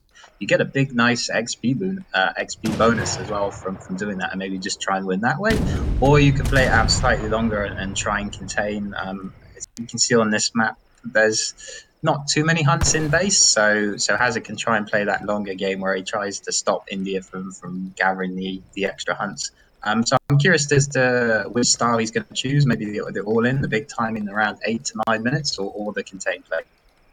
Okay, we will have to see. But can we talk more about the 10-10 just to get up fast? Do you think that was just a reaction to Aztec, that they can be aggressive and you just want to make sure you're in age 2 really quickly? Yeah, he was obviously just concerned about Hazza going all in, and maybe that's kind of a reaction from last game. We saw that Hazza saved his shipment last game and just shipped a bunch of units, and maybe Mito's just he's got that on his mind, and he's just worried it could happen again. He doesn't want it to happen again, so he's got that aggro fort out as soon as he can. And Hazard's pushing in now. He's got 15 mace. The Gurkhas should be able to kite them quite well, and the Explorers will do well against them. So I guess Hazard's really only looking to see if he can pick off villagers, but Mito's doing a good job so far. And he wants to build back as well. So this is a nice defense from Mito. Yeah, and a lot of area damage on those full HP. One's called Small Toe and the other is Big Toe. Oh, second stomp! Oh my goodness! Wow, that's huge. They're taking a huge amount of damage. Mito's going to be really happy with this. They're all so low. Yeah, that area damage from the monks doing really, really nice. God, the monks they're actually quite, in age 1 they're just like, whatever. But once you get up, and with like low HP units like Mace Halton, the area damage from those monks is from Small Toe and Big Toe. I love those names. Is actually quite significant. I have not picked that up. That's really good, actually. Yeah. The one thing is maybe he missed his Minutemen timing a little bit. They're decaying now. They didn't quite get what they needed to have done. Hazza saw them popped out, so he went back a little bit. He's coming in now while they're a bit low, and maybe he can start to pick off builds. Ooh! Now that he quickly saves that one. Did you see that? Yeah, that was like quick reactions from Mito on point today. Diplomatic intrigue coming in. Yeah. Mito's quite low on coin. He really needs access to this coin mine to build the units that he wants, but Hazza's taken always a good angle on this coin mine, so the villagers are sort of always in danger. But coin's kind of the one resource that Mito needs to gather, so he's got to make sure he can secure this mine, which he's doing for the moment. You can see he's sticking 11 villagers on it. He knows he needs to kind of gather a lot of coin before Hazza comes in again, and he's going to have to bell up all those villagers on that mine. So he's going to try and overgather the mine for a little bit. Just to compensate for when his opponent sort of comes back in. Something I'm finding quite mesmerizing is the cannonballs. They like sort of roll down the dunes, roll up another dune, and then roll back down the dune again. This map is... That's great. Yeah, it's a really good example of the physics engine in AoE3, this map. What is not a good example is the shadow generation. Sometimes that gets a bit sort of skew-if. But anyway, back into the game here. Mito, he's got the Ottoman consulate now, and is sending the 4 villagers there. Also has access to the Ottoman Minutemen, and starting to wall up some of these chokes here, make it kind of difficult for Hazza to sort of get him in here and deal damage, stop something like something from there. I don't know what I'm trying to say, but yeah, Minutemen are available. That's the important thing, and has gotten his 4 villagers out. So Mito is ahead economically. Let's click the button. In fact, even more so when you recalculate it.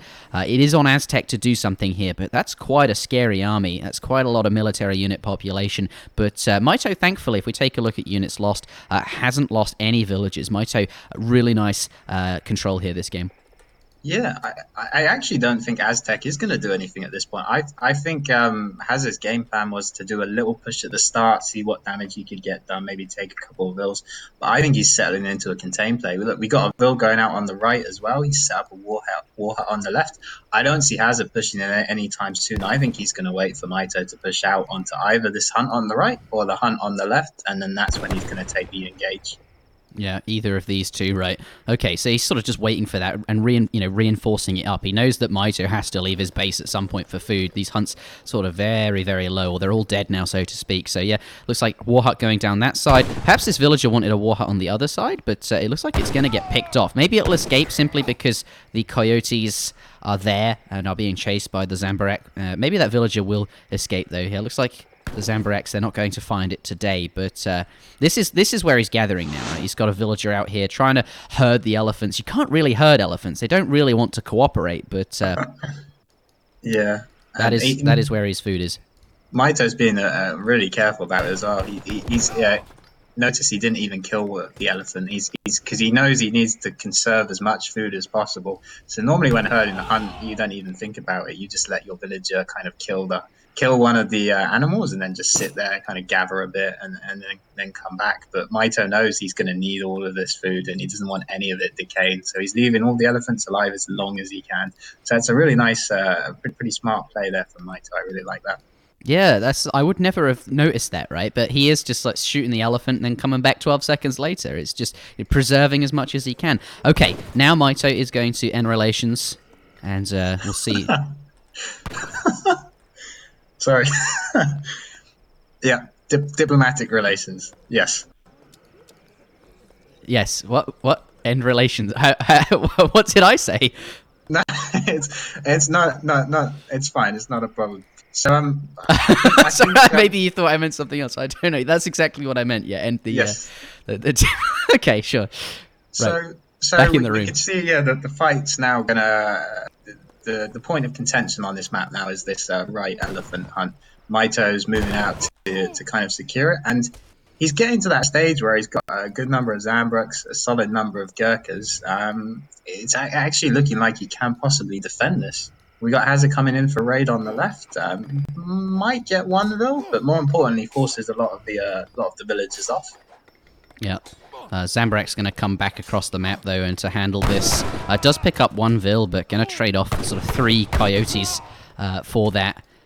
Mind you, whilst the Zambaraks are away, looks like Coyotes coming in on the top here for a raid. But they are going to get snared by the Sawa there. And it seemed like perhaps the Coyotes could kill some skirms or something, but there's still enough to defend there. And in fact, it's just going to lose a Coyote. This is, not ideal, really, for Hazza anymore. Yeah, I would say it's certainly looking good for India. He's got control definitely of this hunt, and now kind of the longer it goes on, maybe we'll see like a camel attack upgrade coming in next. It's just going to get harder and harder for Aztec, and unfortunately that contain that Hazza was trying to get on, it just hasn't happened really. Mitoe's just been able to get to that hunt, and Mitoe's even feeling confident to push out. Oh wow! And he's just going to find a war hut with nothing nearby. Yeah, he's gonna go on it. We got the Jaguar Prowlers as well, some Coyotes. Yeah, we'll see. I suspect this will go well for India, but we have to remember that he doesn't have any cards on his camels actually, and if the fight does happen, he's not next to any easy Minutemen pops. So we'll see. Hazza's gonna go in. Yeah, coming in now. He's got the attack arms. Stomp. Oh my god! Wow, that's a big stomp. That delay like on the cap on that. Yeah, that's ridiculous. Wow. That stopped the Coyote. That was really big, right? The Coyotes lost quite a lot of time getting into position. Didn't really. That was a great trade for Mitoe, and he gets to kill the war hut pretty much for free, and he's still sort of gathering food here. Okay, camel attack coming in now. What do you think? What do you do next? Because I always worry at this point in the game where I want to push out, but equally I don't want like my hunt vills over here to just get randomly raided whilst I'm pushing out or trying to be aggressive. Looks like Hazza still has that war hut though on the side here, and a batch of 5 Coyotes coming out are going to pick up another Vil. So got a couple of Vil kills here, and some Zambaraks sort of being pushed off, keeping Mitoe sort of at home, so to speak. It's actually fairly even in terms of economic unit population, but... some nice juking by these Coyotes. I was sure they were going to get caught, but they made exactly the right movements they needed to. That was pretty cute. We got another batch coming in from the right. There's 2 Zams that are going to try and protect that, but Hazza's looking to get his raiding game on and see if he can get back into it. He's going to get on these coin villagers on the left. Quick reaction there from Mitoe. And he is catching up, isn't he? He's killing more and more villagers. Yeah. He's gonna lose a few Coyotes. He's doing it, so it's that is true. He's losing a lot of Coyotes for it. Yeah, and he's still behind in military unit population. A lot of that military unit population is actually taken up by these warrior priests. He's got, 6 of them at the moment. So, I mean, if a fight happens, it's hard to see. Aztec winning the fight. He does have Coyote combat. That's nice. But I think Mitoe is just going to get more and more confident the longer this goes on. And the longer it does go on, the better it is for India. Another war hut going down. He's lost all his war huts now. What do you do as Hazza here, then? Like, you probably know that... I think he's doing exactly. I think I'll answer my own question here. He's just trying to raid as much as he can. He's hoping for a big Vil pick because it just seems very, very tough now. Yeah. And look at all these camel upgrades coming in. Desert Terror on top of camel attack. And sort of, you mentioned earlier, once you get all of these sort of camel upgrades, India has this sort of really, really big, strong, scary army. And with Desert Terror coming in, it looks like Mitoe really does have a kick in his stride. He's sort of pushing out now. He's found this war hut. Yeah, judging by the resource distribution, it looks like Hazza is going for the Sioux big button dog soldiers, but I'm afraid he doesn't have access to it, so that's not going to be good for him. But yeah, Mitoe just has a stronger army. Hazza kind of knows it, and he knows he can't take the fight, but he can't keep conceding ground, so he's gonna kind of have to take the fight. Those trees are being a bit awkward as well. He's going to go in, but it's hard to see it going well for him. The Explorer's at the back, that needs to get to the front, trying to do some tanking. Yeah, I mean, this is GG, isn't it? GG out. Yeah. Mitoe not messing around here. The score is 2-2. We are going to see the final game in this series. Oh my goodness. Let's take a look at the Civ selection screen. I want to know what that final map is. It will be on High Plains. Oh, baby. I use my magical powers to predict that Hazza will choose Spain. Yep. I would be stunned if he did not choose Spain right now. Okay, let's go back into the game. I want to take a look at the post-game here. Let's take a look at villager count. And you can see Mitoe slowly climbing, gets further ahead. And it doesn't look like there are any villager kills that whole game. Actually, until sort of the later period, right? But no early Vil kills. All of these Vil kills were met by about 3 or 4 coyotes or however many. All the raiding parties got caught and died. So they may have killed a Vil, but probably sort of not worth it. Great control by Mitoe in that early portion with that 10-10 to get up and be very safe. And all resources gathered very even, but India sort of overtakes. And then once we see those camel cards come in, he gets a kick in his step, pushes out on the map, and here in this fight, Aztec can't win. But we're going to head out now, and oh my goodness, we're going to see the final game. And Mitoe, right? I keep saying this. I do think Mitoe, a very strong player, and he'll know what to do against Spain, but it is like the one Civ that very, very few people play. Like, I wouldn't say there are any sort of Spain players, except maybe even Hazza, perhaps. Mitoe plays it, right? Like, there's a high chance you just see a Spain mirror here, to be honest. No, I don't think so. I really think Mitoe doesn't like Spain. Like, Spain's just not a Civ Mitoe's comfortable with at all. Right. Like, having spoken to him. So, I'm anticipating... France. Well, I'm gonna... You're saying so Mitoe has to pick first, right? But yes. he knows what matchup it is. It's whatever he picks versus Spain. So it's not he knows what's coming. Yeah. Okay. Well, let's talk about that in a moment. Firstly, though, here's some highlights from the previous. Yeah, he's the back as well. So this is a nice defense from Mitoe. Yeah, and a lot of area damage on those full HP. One's called Small Toe and the other is Big Toe. Oh, second stomp! Oh my goodness! Wow, that's huge. They're taking a huge amount of damage. Mitoe's going to be really happy with this. They're all so low. If the fight does happen, he's not next to any easy Minutemen pops. So we'll see. Hazza's going to go in. Yeah, coming in now. He's got the attack dance. Oh my god! Wow, that's a big stomp. That delay like on the cap on that. Yeah, that's ridiculous. Wow. That stopped the coyote. That was really big, right? The coyotes lost quite a lot of time getting into position. Didn't really. That was a great trade for Mitoe. He doesn't have access to it, so that's not going to be good for him. But yeah, Mitoe just has a stronger army. Hazza kind of knows it, and he knows he can't take the fight, but he can't keep conceding ground, so he's gonna kind of have to take the fight. Those trees are being a bit awkward as well. He's gonna go in, but it's hard to see it going well for him. The Explorer's at the back, that needs to get to the front, trying to do some tanking. Yeah, I mean, this is GG, isn't it?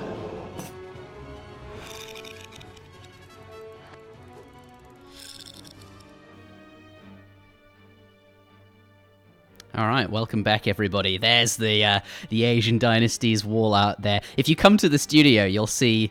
It's going to be a great atmosphere. Do come, Wicked Cossack. You'll be here for the LAN, right? You'll be casting, as will Hazza and Mitoe, probably. Well, we'll see, right? One of them will progress through and have a good shot at coming to the LAN. The other, well, they could still get to the LAN, but through the lower bracket. But we're going to look into the lobby in just a moment because Mitoe has gone with Germany, so no Spain. But Hazza could well still pick them. Germany seems like a solid pick. Yeah, I honestly completely forgot Germany was even a civilization just because we haven't seen it for this entire series, and I think Hazza has it down as one of the strongest civs at the moment. You can see what he says there, finding a counter civ to Germans, quite a tough challenge. I think I'm going to look like a bit of a muppet if he doesn't pick Spain, so I'm really hoping he's going to pick Spain. But it's possible he could go for the mirror here as well, because he played Spain versus Germany in the Mono Civ tournament in the finals against Kaiser, and I don't think he was particularly happy with the matchup. So it's possible he could actually take the mirror instead, or maybe some I don't know, Spain or Germany maybe then for Hazza. We'll see. Yeah. We'll see if he likes Spain here. It's a good map for Spain. Yeah, advanced trading post, very good.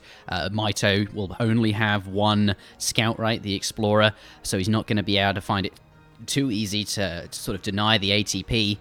So he's not going to be able to place units at various different. It's not like he has a War Dog or something like that, which could be placed at a trading post, and you'll see it coming. Although may well pick up a Tomahawk that does spawn on this map. You can get that from a treasure.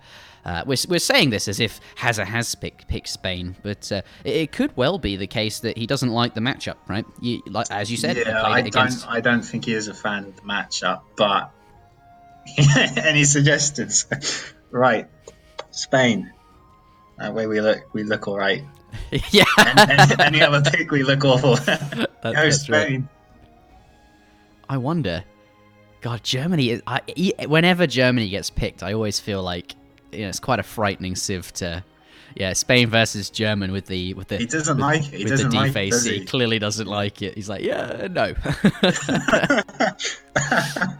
Yeah.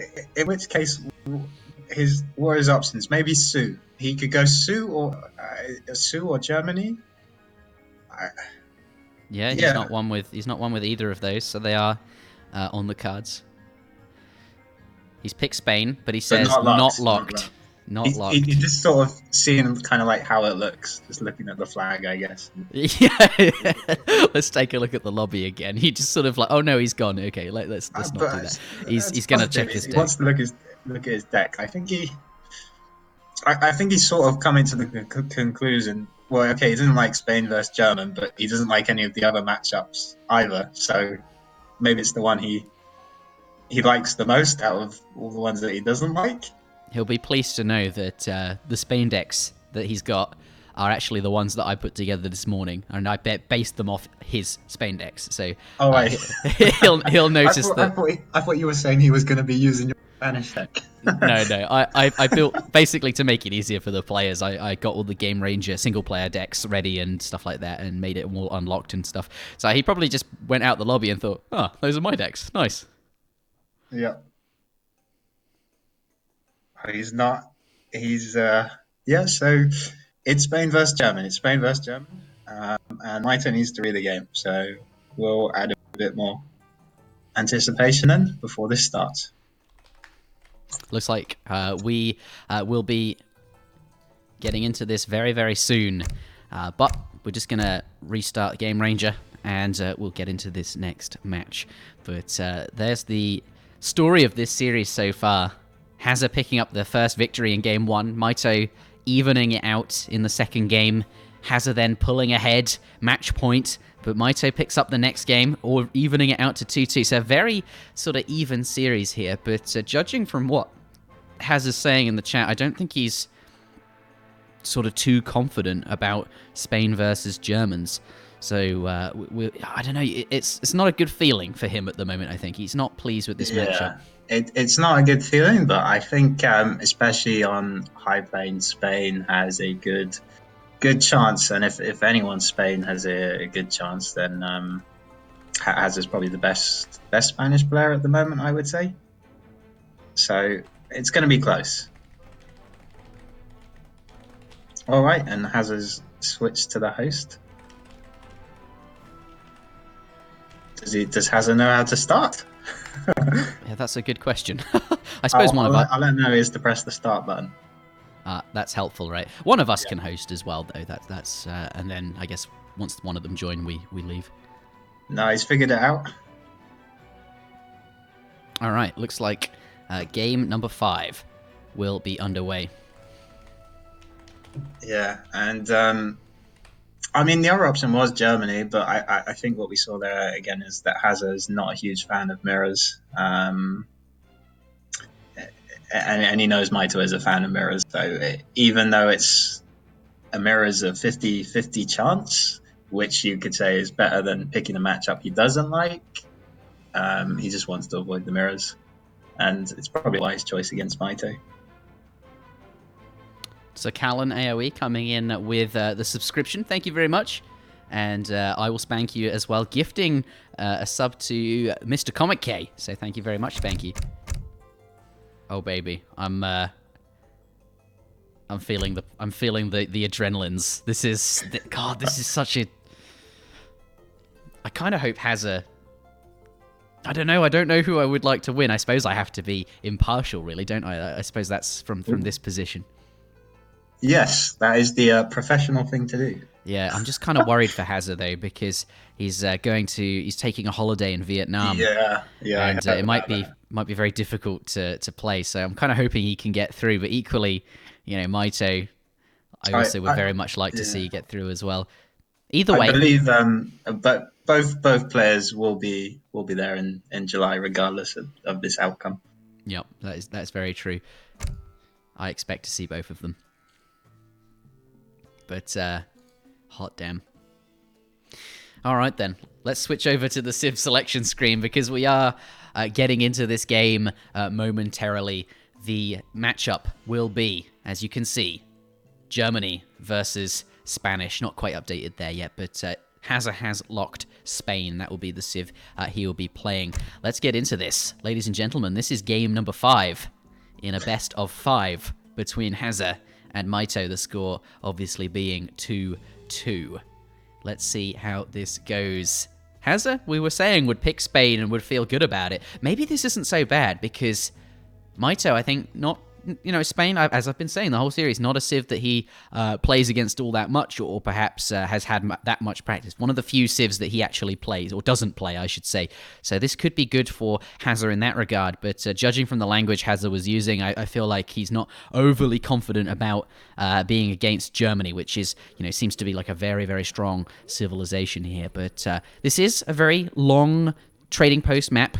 As you can see, let's take a look. Here's Germany in the north of the map in the color cyan. 2 wood crates start there, 30 food nearby, and 40 coin as well. So potential for the trading post. We'll see where that explorer goes. But Spain, oh wow, going to come across 130 food immediately there. I wonder if he'll crack shot the outlaw before building the trading post there. Looks like he's just going to go straight and build it there. The war dogs sort of coming with him. But Spain going to get that trading post. Yeah, pretty nice decision as well from Mitoe to go for the right trading post. So the thing is, if you want first pass on this map, you need to take the trading post that Hazza's at. But if you're going up against Spain, you're just going to die to a war dog and an explorer. And you see, Hazza's actually kind of looking around. He was trying to see if Mitoe maybe went for the really far one on the left, but Mitoe just decided he doesn't want to be anywhere near the Spanish explorer and the Spanish war dog. So he's taken the TP that's furthest away. And actually, so Hazza hasn't gone for a TP. Instead, all that Hazza was doing was just looking for Mitoe's explorer. Mitoe hid his explorer well on the right-hand side, and he gets the trading post up. So that was a nice move, and it's gone really well for him. Yeah, I really like that, actually, keeping it hidden. And it's so annoying, right? Because you want that trade post as Germany, but you don't want to be snared by a war dog. It's just, and with that one scout, and you get no scouting information, and you lose all of the treasuring. And look here, he's going to pick up 80 wood. Spain, Doesn't want to go for a trading post this time around. It does sort of delay your age up quite a lot, and can get that during transition and will probably be fine. But I think he's going to be feeling pretty good, because 130 food start is absolutely ideal for Hazza, and 60 food on top of that. This age up is going to be absolutely wonderful. I think he's going to be very pleased. He's going to have a very good... that's going to be really, really nice. Yeah, but I think Mito's pretty pleased with how it's gone. He also walked past that 80 wood before he needed to actually gather the wood for his house. So it meant that we can see. Oh, actually, no, hang on. He did. Okay, so he played it really safe and over gathered. Never mind. He's sitting at 82 wood at the moment, and we can see an engagement coming in from the explorers as well. Hazza with the war dog there, going to scare Mito off a little bit. Hey, Mito kind of has to retreat. You can't win against a war dog. Yeah, gonna get back here, gonna force him away. Trying to pull the explorer forward with that war dog, and does get back in range. Wonderful. Gonna force this explorer sort of all the way home there. He has got a couple of treasures in base he can be getting, but look at this, nearly mature coyote pup. I wonder if Hazza will go back for that, because it might be the case that he goes for the advanced trading post, and getting that is going to be, well, instead of Germany getting it and then kind of causing you issues building all of the trading posts. I wonder if he will go for advanced trading post there. Let's take a look at his deck. He does have it in there. Yeah, he's just queued up a shipment now, so it's gonna be on the way. And I wonder if so Hazza's actually sending the villagers out early. I was wondering if Mito is going to try and maybe steal a second one of the trading posts all the way on the left. There's one of the best counters you can actually do against advanced trading posts is just steal as many trading posts as you can, which is kind of hard to do against Spain. But if he gets these two outer trading posts, that's going to be super annoying for Hazza.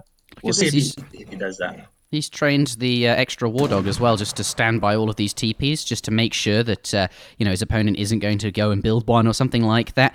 Could have gotten the mature puppy that I was mentioning about to do exactly that, but maybe worried that he wouldn't be at his... And another war dog coming out as well, so has plenty of these. If Mito tries to build any trading post, 3 war dogs are going to head straight towards him there. The villager is going to pick that up, and it will be advanced trading post, and using the explorer to build another one sort of simultaneously there. I really like this so far from Mito, from Hazza. Is going to lay one down, doesn't want Hazza to get a free sort of stagecoach, but that war dog, and he's now up to age 2, it's going to get an attack boost from 15 to 18 damage, and the other 2 war dogs racing across. I'm a little bit concerned that explorer is not going to be able to finish that trading post in time. It could be very, very close. Oh my goodness. Wow. He's dead. Oh wow. Oh my goodness. Oh, that's brutal. Oh, you lose all your wood there as well. I mean, maybe he sends a... Oh, he's got villager. Okay, so it's gonna finish that. So it's not a huge disaster. He just loses a few villagers seconds actually. But scary moments there for Mito. Oh dear, yes, it looked a lot more worse. I mean, it's quite a close trading post, right? Like, if it was super far away, like something on New England, that's, the far away, I don't know, it wasn't such a big deal in the end there. But the 3 war dogs, they are going to pick up the explorer, and that's going to be really nice there. Take a look at Mito's herding. He's got one good bison herd and this other deer that he's sort of giving up on. Well, no, that villager wasn't herding, pardon me, it was just exploring. But only the one herd in the base there. Forward outpost coming up. I really like this position from Hazza on top of his opponent's trading post there, and finds the opponent's explorer again and takes that down. I think these war dogs have almost paid for themselves now. Yeah, they've been really nice, and it was a nice smart move by Hazza to take the far left trading post first, instead of one of these middle ones. Is the most annoying thing on something like High Plains is if you want to siege the teepees, you don't want to have to be sending all your army to the edges of the map. It just takes so much time, and that's kind of why Mito made the decision to go for the far right teepee at the start, and the teepee we saw he was heading to, the second one he was going to take the far left one. Hazza stole it. So both players kind of understand that about buying time with the teepees. So good moves by both players, and we got a raid coming out from Mito, and he's just skipped between the 2 teepees, so he shouldn't be seen there. Yeah, a nice skip hop through the middle. Is not going to... Oh, he might find this villager, though, next to the racks. He isn't going to go anywhere near that, though. Looks like the two... They are going to... There's a lot... You know, the herding here, not ideal for Hazza. This couldn't be too good. They're very, very far away, and the pike's quite far away from home, sieging that sort of trading post here. He's going to be able to pick up definitely one villager. Yeah, he gets the one vill there. Maybe he can herd... I think... Oh, no! They're going the wrong way, Hazza! That's... Okay, but there's a dead animal under the TC, and there are quite a significant number of war dogs here, so he might be able to pick these. If he can he get the snare? He does get the snare. He's going to be able to take down these two Ullans. Really nice. God, those war dogs have done so much this game. He got that 210 XP with them just now. He killed the explorer twice, and is able to get into combat with the Ullans, although they do have quite good speed. They're not dead yet. They are sort of still out on the map here. Ullans coming in, does spot it, gets the villagers inside the TC there.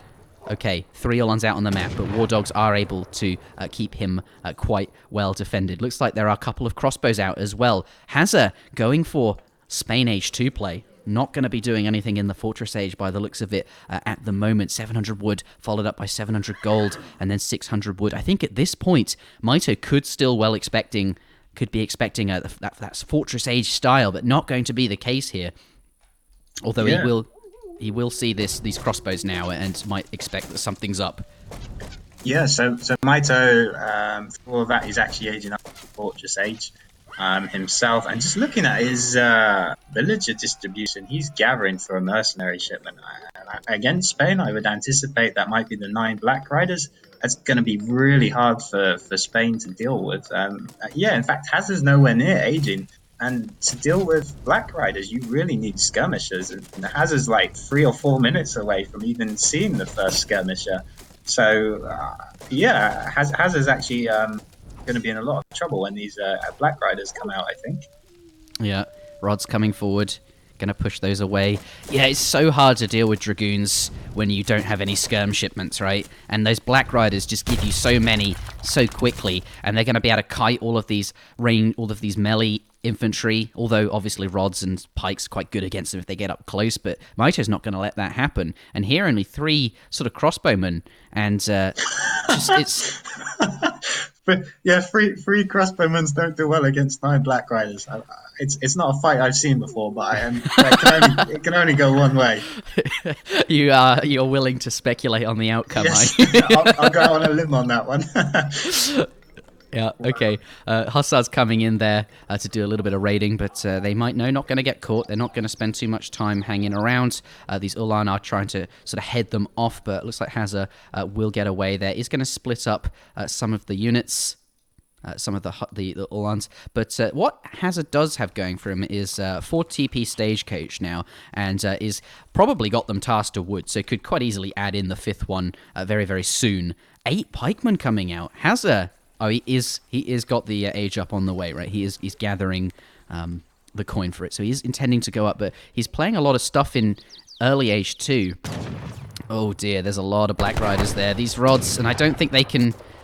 Oh, this is so hard. I think the rods and the Black Riders have the same speed? Question mark. So he's not going to be able to catch them, but he's going to try and get the Duke. It's not going to work on someone as good as Mitoe. He spots that immediately and turns around. So Hazza knows these Black Riders are out, and he's just got to buy.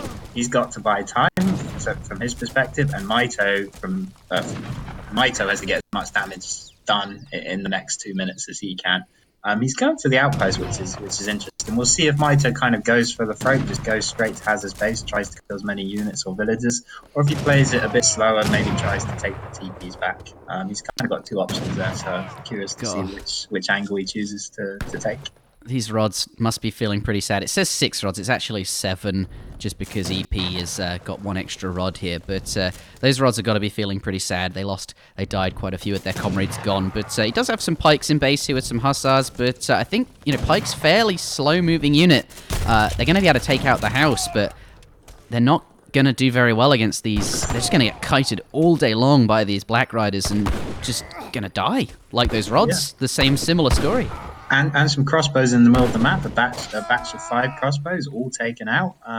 Maybe he'll catch the Ulans, so it might be an even trade if he's lucky. But Hazza can't be feeling too good. But he is buying time. These Black Riders are like the furthest point away in the map from Hazza's base, so that's not bad. Yeah, that's true. And he's going to buy more time. Again, these two Husks are just going to run right to the back, and the Black Riders are going to head, right up to the very top of the map again. So, and we got raiding a settler wagon with the most random group of units I've ever seen. Is he getting? No, he's not going to get it. But he might get the settler wagon up here. Like, he's killed a villager up there already, and the settler wagon could go down.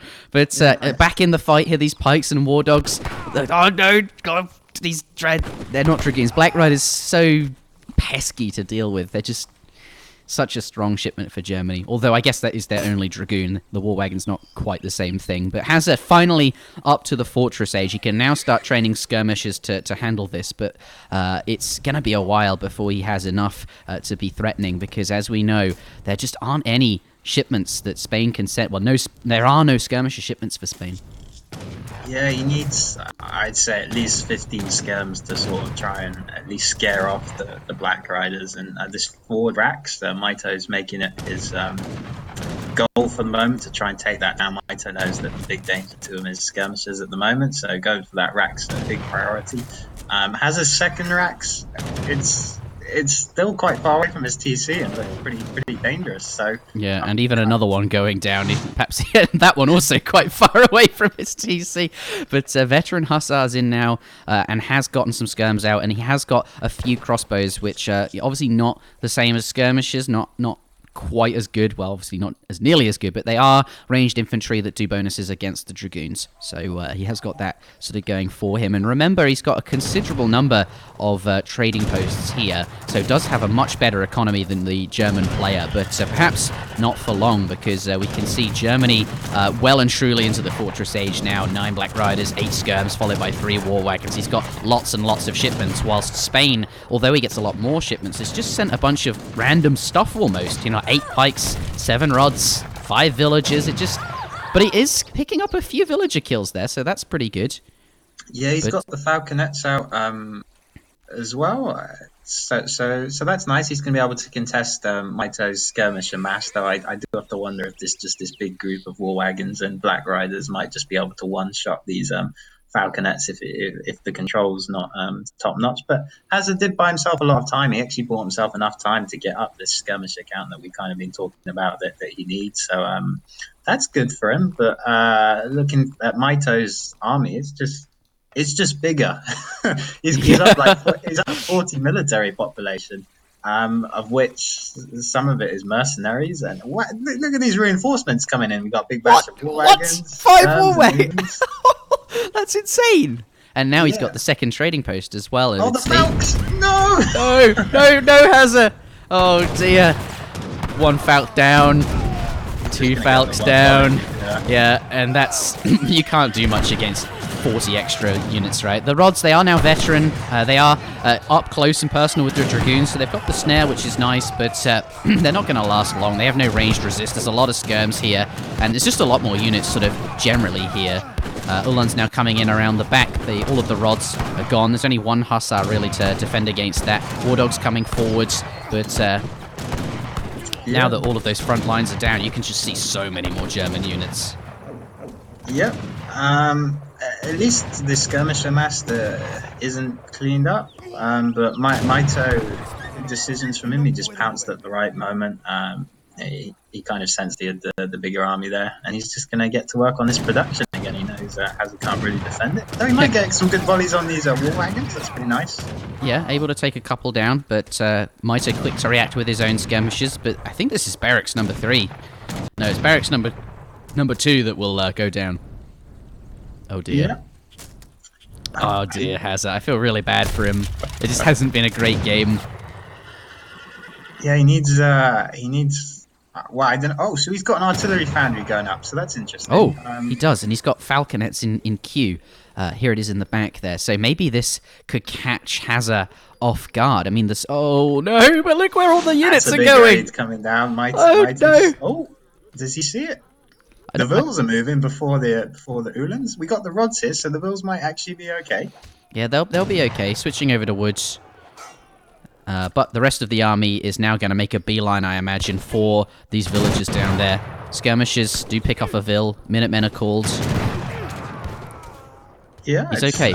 He's okay. He's got 1 Falcon Q. I wonder how many Falcons he can get. But even if he gets 5 or a few, he's got so few anti-cavs that... yeah, 2 Falcons. But how? Like, the war wagons are and so much cavalry, too. Yeah. He is up trading post. Mito's going to take down the trading post. Falcons. Okay, volley. Yeah. Yeah, no. I think... Kaiser brings up a good point in the Twitch chat. Did I almost say twat? Yes. The Uhlans have 2. Mito's going in. He's gonna focus the Falconet. Oh, he can get it in 1 volley. That's actually a big deal. Rod's okay position on the Uhlans there. Good focus fire on the Falconet. Still, the second one's about to go down. I think Mito's gonna clean this up. I think Mito's gonna take it here. Yeah, no more rods. Now there's Uhlans just finishing off these last couple of veteran hussars, and then they're going to run forward and make real problems for these ranged infantry here. Mind you, he's got a couple of rods out, but you can just see there's so much more stuff for Mitoe there. Hazza does bring up a... Pardon me. Kaiser, as I was trying to say, brings up a good point. The Uhlans only count... They count for 2 population, but they're not really worth 2 population. But either way, I still think it's decisively Mitoe favored here. Yeah, Mitoe doing a good job always looking around for any idle villages. There isn't any on left, but he's got a batch of Uhlans always looking, so he's been doing a good job there. Also noticed the mine at the top he walled off, so he's been playing it really safe. 5 Lancers come out, so this is another go time for Hazza. The war wagons are really annoying to kite with, and so Hazza's actually getting a pretty good fight here. The rod's getting up on the war wagons. Oh wow, yeah, there's a lot of, and the Uhlans are all away from home here. They are coming back though. Although rods, wow. Yeah, the rods have died though, and the Uhlans have finally turned up. Yeah. It's just enough for Mitoe to hold against. So nice trade by Hazza, but it's not enough. Yeah, there are some more rods out, but that's not enough to take on all of these Uhlans. And that's going to be the end of these skirmishes. And behind this, Mitoe has 3 trading posts. He's basically stolen the line. We can say goodbye to these skirmishes, and I think that will be all she wrote for this particular game, and indeed this series as well. Though, there are some cavalry. Yeah, Hazard's just hanging in because he knows you don't want to go down to the lower bracket at this point. So he's hoping for a miracle, but I don't think Mitoe, even Mitoe, who's the king of throws, I don't think he's going to throw this one. He's going to, even for Mitoe, he's too far ahead for that. Stranger things have happened. Didn't Samwides or Goodspeed delete all of their units like in a fight just somehow, like by accident? Right. This was one of the early days. What need to happen, but yeah. Yeah, he had like a big army and deletes them by mistake, but that's not going to be the case here. Mitoe picks up the 3-2, a very, very close series, but ultimately Mitoe does come out ahead. Yes. Good Civ. Yes, Germany is quite strong, and I think Hazza was just not really too pleased about having to deal with them. And Mitoe keeping it up his sleeve until sort of the last game here. But congratulations to Mitoe. He's now just got 1 game to go before he is qualified for the LAN, the next series, so to speak. We'll paste the brackets in the Twitch chat there. I'm not quite sure who his opponent might be. But Hazza is dropped down to the lower bracket, and that will be the end of his... Well, we shall see. It could be a tough road. But let's take a look at the post-game. I just felt... I should go back to there's so many random shipments Spain sent there. They take so long to age up. They don't have that age-fast politician. 6 rods and 8 pikes and all of this stuff just doesn't seem ideal, right? Like it... Yeah, I think it was a really nice strategy as well by Mitoe. He identified that Spain is going to have a huge weakness at dealing with the 9 Black Riders, and so instead of doing any fancy shenanigans or normal stuff with 1k wood or 8 scans, he just rushed out the 9 Black Riders, and he knew Hazza was going to have huge issues dealing with them, and it kind of gave Mitoe just 4 minutes to do what he wanted with, and he used it well, and Hazza wasn't really able to come back. Yeah, that is the end of this series, though. Congratulations to Mitoe. And as you can see, those are the civs that he won with there. China, India, and Germany. They sounds like three very sort of Mitoe civs. But, ladies and gentlemen, there is another series coming up next. And before we get into that, we want to take a look through all the highlights of this really great series. And we will see you in a bit. Wow, it's a risky. There's lots of CDBs here. Muskets go in melee mode. The goons pop in as well, just in time. It's hard to see. I think it's very close. Mito's got 5 more rifles in the back, but he's getting pushed back. Actually, the skirms and the dragoons just popped out at the right moment. And Mitoe, he's sort of only got one type of unit here, and it just gets countered by the skirms and the goons. So he's got to go back. That's right. That was not the best fight, and Mitoe, not too happy with that there. I think. Yeah, no, that's a really nice position for Mitoe. Hasn't noticed just maybe a second too late, and that was enough for the Axe Riders to get a really nice position on the skirmishers. So all the front skirmishers go down. However, he's got a big batch of goons there, so that's enough to push what Mitoe has back. But I think Mitoe will be kind of okay with that trade. The issue is that now he's coming up on the hunt, but Mitoe's gathering push. So Mitoe, he kind of needs to defend this position, and it's looking like maybe he can't.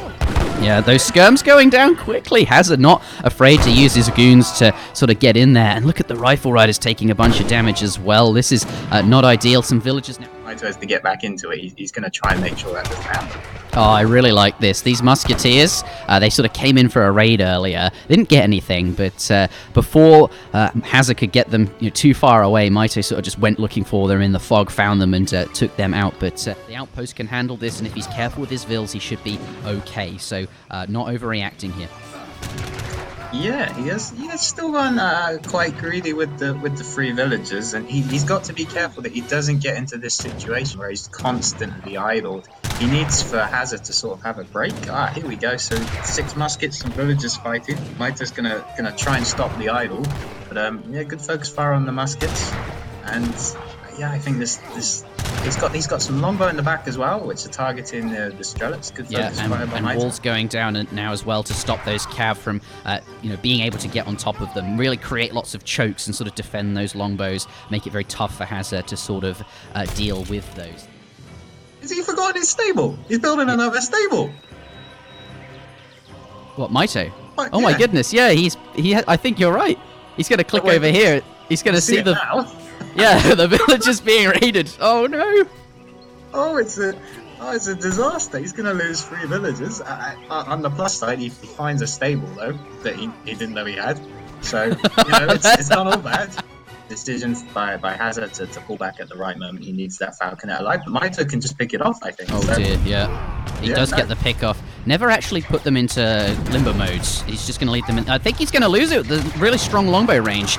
Yeah, and the musketeers pick the really nice pickup for Mitoe. Out one Falc there, but is Mitoe going to? I don't think he's going to be able to save the other Falc. Yeah. Good choice to go for the culverins, and I guess that 2 Falc plus 2 Falc fight never happened, and it's just the whole bunch of infantry kind of going at it. The longbows will be quite happy with this. They aren't veteran though, so that could be a bit of an issue for Mitoe. And veteran Strelets now coming in as well with the 17 Strelets shipment. Yeah, that fight didn't look too good for GG. Yeah, he's calling it with 10% infantry hit points, and that. And he comes to pull back as well, so this is a nice defense from Mitoe. Yeah, and a lot of area damage on those full HP. One's called Small Toe and the other is Big Toe. Oh, second stomp! Oh my goodness! Wow, that's huge. They're taking a huge amount of damage. Mitoe's going to be really happy with this. They're all so low. If the fight does happen, he's not next to any easy Minutemen pops. So we'll see. Hazza's going to go in. Yeah, coming in now. He's got the attack dance. Stomp. Oh my god! Wow, that's a big stomp. That delay on the cap on that. Yeah, that's ridiculous. Wow. That stopped the coyote. That was really big, right? The coyotes lost quite a lot of time getting into position. Didn't really. That was a great trade for Mitoe. He doesn't have access to it, so that's not going to be good for him. But Mitoe just has a stronger army. Hazza kind of knows it, and he knows he can't take the fight, but he can't keep conceding ground. So he's gonna kind of have to have to take the fight. Those trees are being a bit awkward as well. He's going to go in, but it's hard to see it going well for him. The Explorer's at the back, that needs to get to the front, try and do some tanking. Yeah, I mean, this is GG, isn't it? Damage, and the other two War Dogs racing across. I'm a little bit concerned that Explorer is not going to be able to finish that trading post in time. It could be very, very close. Oh my goodness. Wow. He's dead. Oh wow. Oh my goodness. Oh, that's brutal. How you lose all your wood there? Maybe he can hurt. I think. Oh no, they're going the wrong way, Hazza. That's okay, but there's a dead animal under the TC, and there are quite a significant number of War Dogs here. So he might be able to pick these. If he can he get the snare? He does. He does get the snare. He's going to be able to take down these two Ullans. Really nice. God, those War Dogs have done so much this game. No, Hazza. Oh dear. One Falk down. Two Falks down. Yeah, and that's you can't do much against 40 extra units, right? The Rods, they are now veteran. They are up close and personal with their Dragoons, so they've got the snare, which is nice, but they're not going to last long. They have no ranged resist. There's a lot of skirms here, and there's just a lot more units sort of generally here. Ulan's now coming in around the back. All of the Rods are gone. There's only one Hussar really to defend against that. War Dog's coming forwards, but now that all of those front lines are down, you can just see so many more German units.